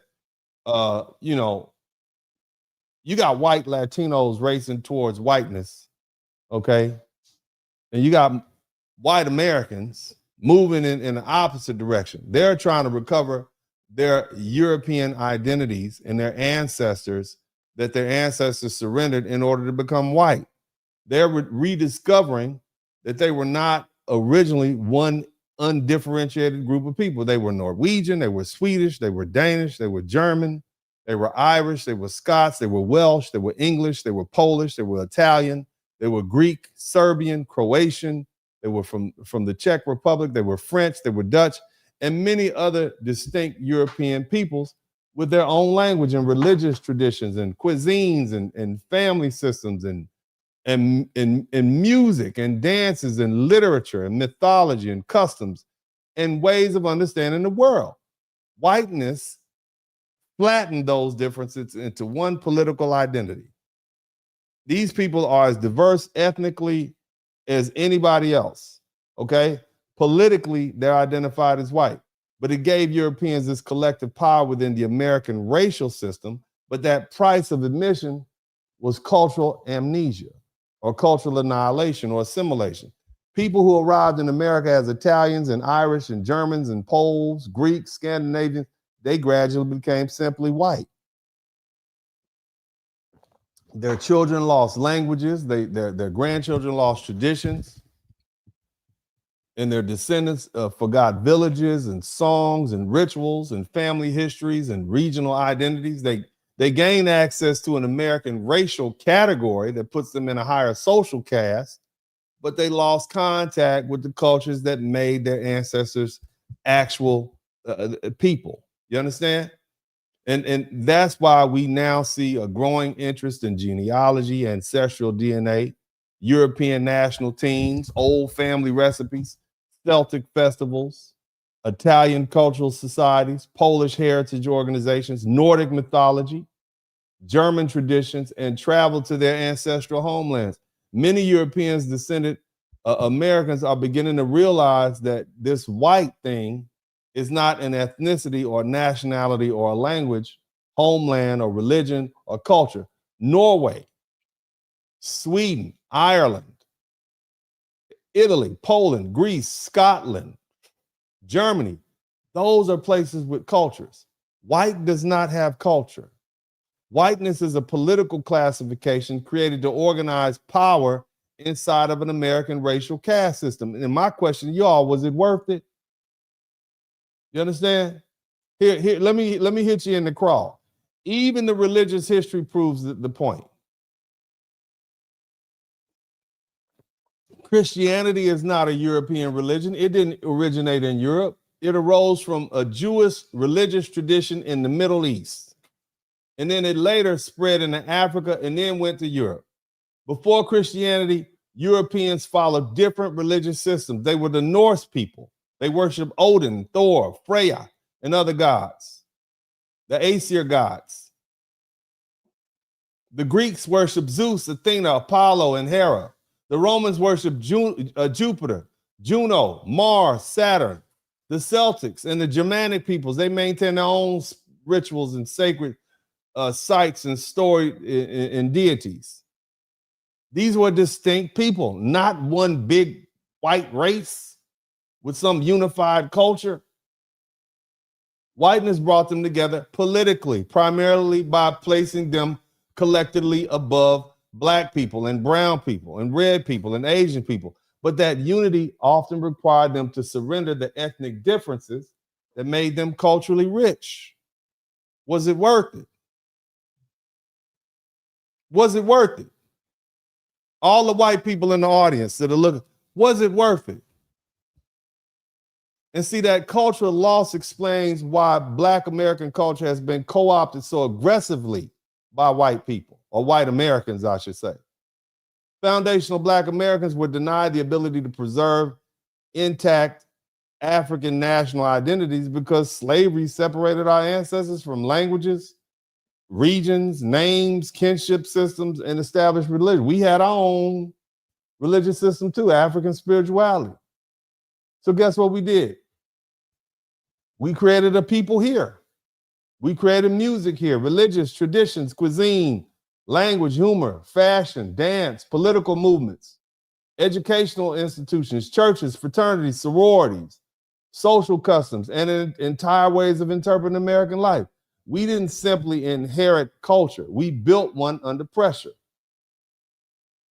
And that's why Black American culture is American culture. And that's why it remains so attractive. It's alive, it's recognizable, it's emotionally expressive, it's rooted in struggle, and it's filled with rhythm and humor and language and style and memory, pain, resistance, and triumph. It is uniquely American.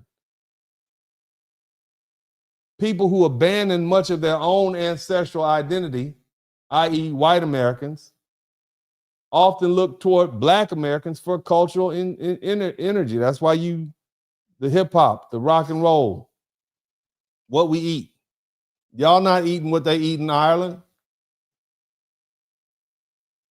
And so you're left to imitate our speech. When you want to be cool, you talk like a Black dude. You wear our fashion, you copy our dances and consume our music and adopt our attitude and profit from our inventions.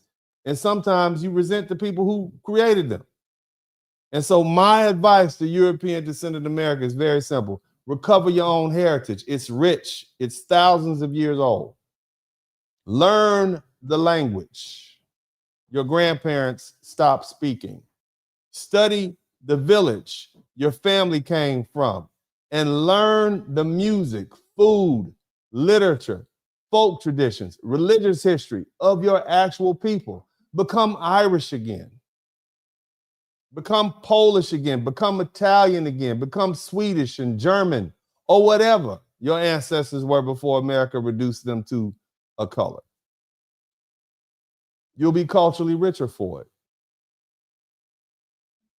But again, that brings me back to these white Latinos, because while European descendant Americans are beginning to question the value of whiteness, you got white Latinos who are running behind them trying to pick it up. You trying to pick up their trash. Somebody type trash man in the chat room.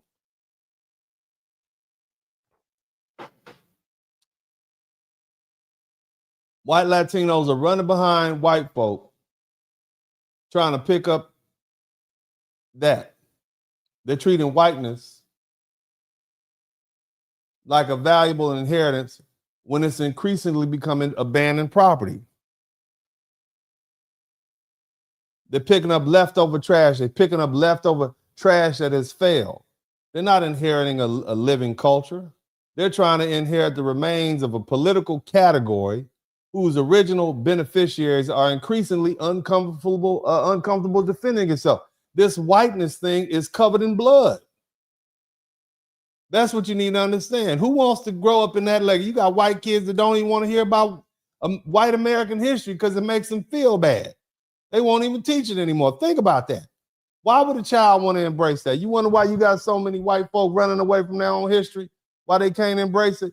Look at the blood on their hands. If you white American, that means you're responsible for slavery. You're responsible for the atrocities against the Native Americans. Hell, the Eastern Europeans didn't have anything to do with that. They weren't involved in the slave trade.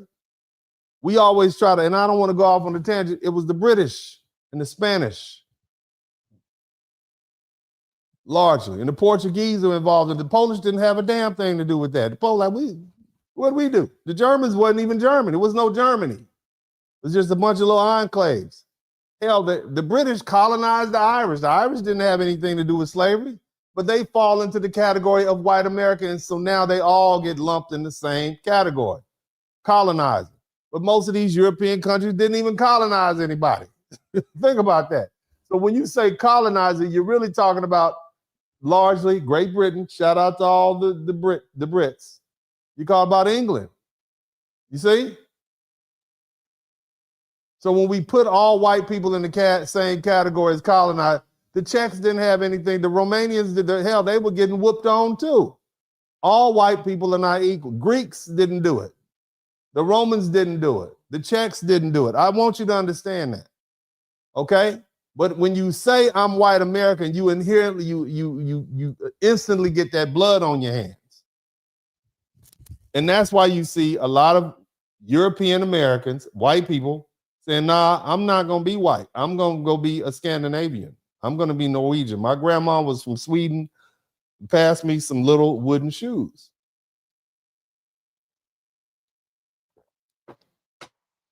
Now, if European descended Americans are retreating from that generic whiteness and they're rediscovering their heritage, be it Irish, Italian, German, Polish, Scottish, Scandinavian, and whatever other ethnic identities, what exactly do Latinos believe they're gaining by chasing that discarded shell? They're attempting to inherit the identity without possessing the institutions that made it powerful. They don't automatically control the centuries-old universities and banks and churches and political families and law firms and neighborhoods and media companies and foundation corporations and inherited networks that converted Anglo-American identity into power. You don't have that here. Checking white on a government form does not make you the fourth generation owner of a law firm or the fifth generation owner of a bank system. It doesn't transfer ownership of this Anglo-American establishment to you. A racial classification is not an inheritance. A census box is not political power.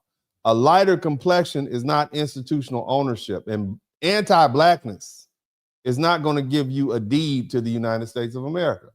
And that's why chasing whiteness is such a dangerous substitute for building durable power. Political acceptance can be withdrawn. Immigration status can be changed. Citizenship can be questioned. History can be minimized, and contributions can be erased. A person can be treated as white when the government wants to deny minority protection and treated as Mexican when the government wants to raid your community. Somebody type ICE in the chat room.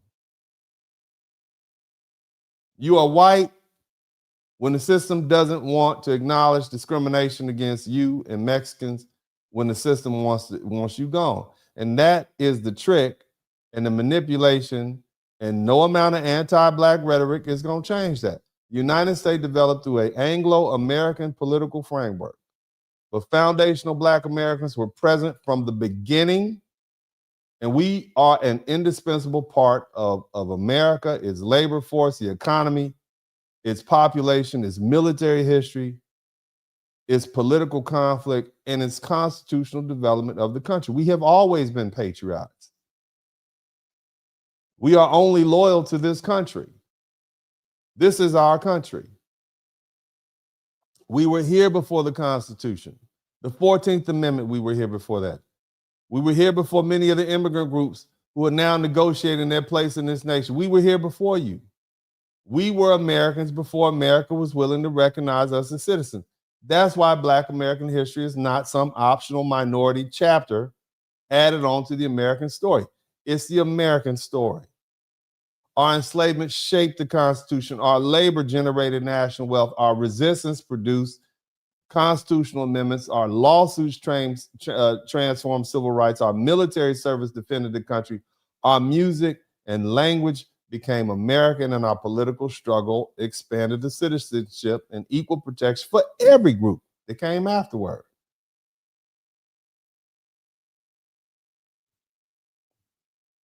Look, and I ain't gonna hold y'all. When you got these newly empowered groups, they imagine they can gain permanent American acceptance by disrespecting Black Americans. They misunderstand the country that they're trying to join. They're not attacking a recently arrived population standing outside the American story. They're attacking one of the peoples, one of the historic peoples, one of the heritage Americans, the foundational Black heritage Americans. You're attacking one of the peoples who built the story, man. And that's why that strategy is doomed. America periodically reminds Latinos and Asians and everybody else that their acceptance is conditional. And a lot of you all respond by attacking Black people. You got Black fatigue when ICE start cracking down on you more. Notice that? Notice how those things rose at the same time? So America cracks down on you and you try to come for Black people. In an effort to prove that you deserve whiteness, you see? And at the same time, you got many European descended people who are trying to imitate or abandon that generic whiteness because there's too much blood in the ledger. They want to rediscover their cultural ancestral roots that they lost or gave up.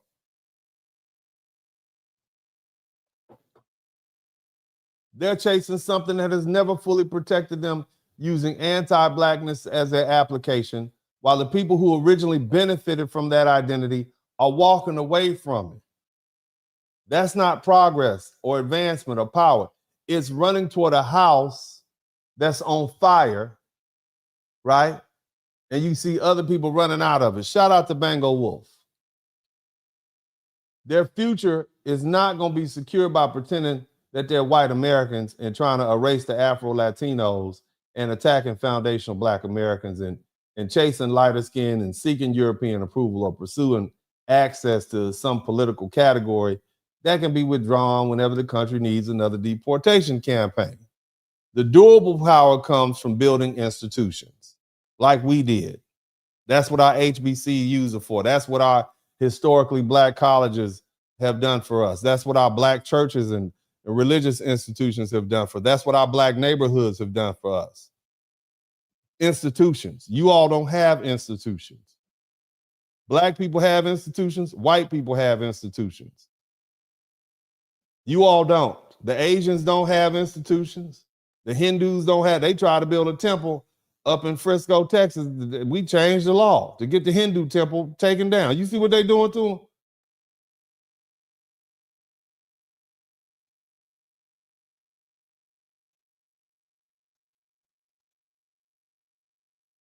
Foundational Black Americans don't have to chase an American identity because we are part of the foundation upon which American identity was built.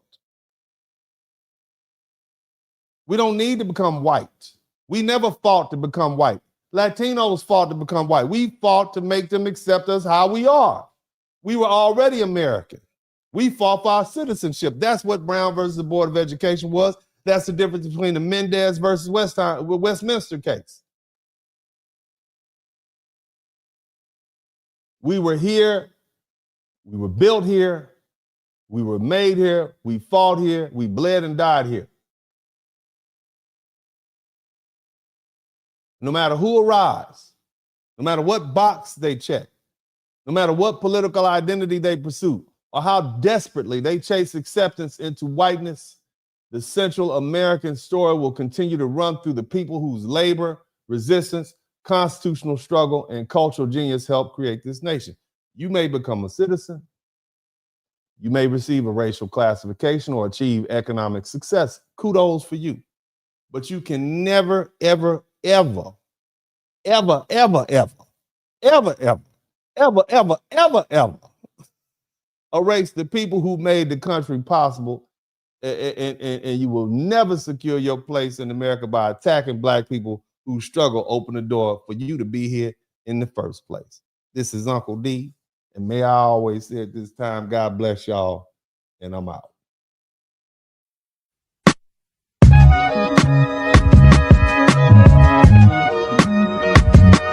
Dennis Spurling Podcast.